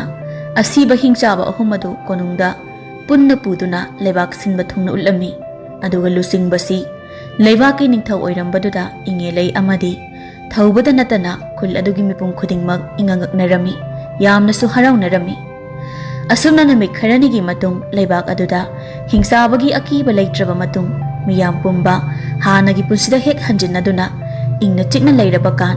ꯅꯤꯡꯊꯧ ꯂꯨꯆꯤꯡꯕꯅ ꯊꯧꯕꯒꯤ ꯈꯨꯜꯗ ꯆꯠꯇꯨꯅ ꯃꯁꯤ ꯏꯉꯦꯂꯩꯕꯨ ꯃꯊꯃꯣꯏ ꯁꯦꯡꯅ ꯅꯨꯡꯁꯤ ꯄꯥꯝꯃꯤ ꯍꯥꯏꯅ ꯊꯧꯕ ꯑꯃꯗꯤ ꯃꯃꯥꯒ ꯃꯄꯥꯒꯗ ꯈꯨꯠ ꯂꯣꯟꯅꯗꯨꯅ ꯅꯤꯖꯔꯝꯃꯤ꯫ ꯃꯁꯤ ꯏꯉꯦꯂꯩꯒꯤ ꯍꯔꯥꯎꯕ ꯃꯥꯏꯊꯣꯡꯗꯨ ꯎꯕꯗ ꯃꯧꯄ꯭ꯋꯥꯅꯤꯄꯥ ꯊꯧꯕꯅꯁꯨ ꯃꯃꯥꯒ ꯃꯄꯥꯒꯅꯁꯨ ꯅꯤꯡꯊꯧ ꯂꯨꯆꯤꯡꯕꯗ ꯃꯁꯤꯕꯨ ꯁꯤꯟꯅꯔꯝꯃꯤ꯫ ꯑꯗꯨꯒ ꯅꯤꯡꯊꯧ ꯂꯨꯆꯤꯡꯕꯅ ꯏꯉꯦꯂꯩꯕꯨ ꯁꯃꯨꯒꯤ ꯗꯣꯂꯥꯏꯗ ꯍꯥꯞꯀꯠꯇꯨꯅ ꯂꯩꯕꯥꯛ ꯄꯨꯡꯖꯥꯎ ꯊꯤꯟꯗꯨꯅ ꯀꯣꯅꯨꯡꯗ ꯄꯨꯈꯤꯔꯝꯃꯤ꯫ ꯑꯗꯨꯒ ꯂꯩꯕꯥꯛ ꯃꯤꯌꯥꯝ ꯑꯃꯗꯤ ꯅꯤꯡꯊꯧ ꯂꯨꯆꯤꯡꯕꯅꯁꯨ ꯊꯧꯕꯁꯨ ꯍꯤꯡꯆꯥꯕ ꯍꯥꯠꯄ ꯉꯝꯕ ꯃꯇꯤꯛ ꯃꯊꯧꯅꯥ ꯂꯩꯕ ꯃꯄꯥꯡꯒꯜ ꯀꯟꯕ ꯂꯩꯕꯥꯛꯄꯨ ꯅꯨꯡꯁꯤꯕꯒꯤ ꯃꯤꯡꯊꯣꯜ ꯄꯤꯗꯨꯅ ꯂꯩꯕꯥꯛ ꯑꯗꯨꯒꯤ ꯇꯪꯈꯥꯏ ꯑꯃ ꯊꯧꯕꯗ ꯄꯤꯗꯨꯅ ꯊꯧꯕꯅ ꯂꯩꯕꯥꯛ ꯇꯪꯈꯥꯏ ꯑꯃ ꯅꯤꯡꯊꯧꯒꯨꯝꯅ ꯄꯥꯟꯗꯨꯅ ꯌꯥꯝ ꯅꯨꯡꯉꯥꯏ ꯌꯥꯏꯐꯅ ꯅꯤꯡꯊꯧ ꯂꯨꯆꯤꯡꯕ ꯑꯃꯗꯤ ꯊꯧꯕꯅ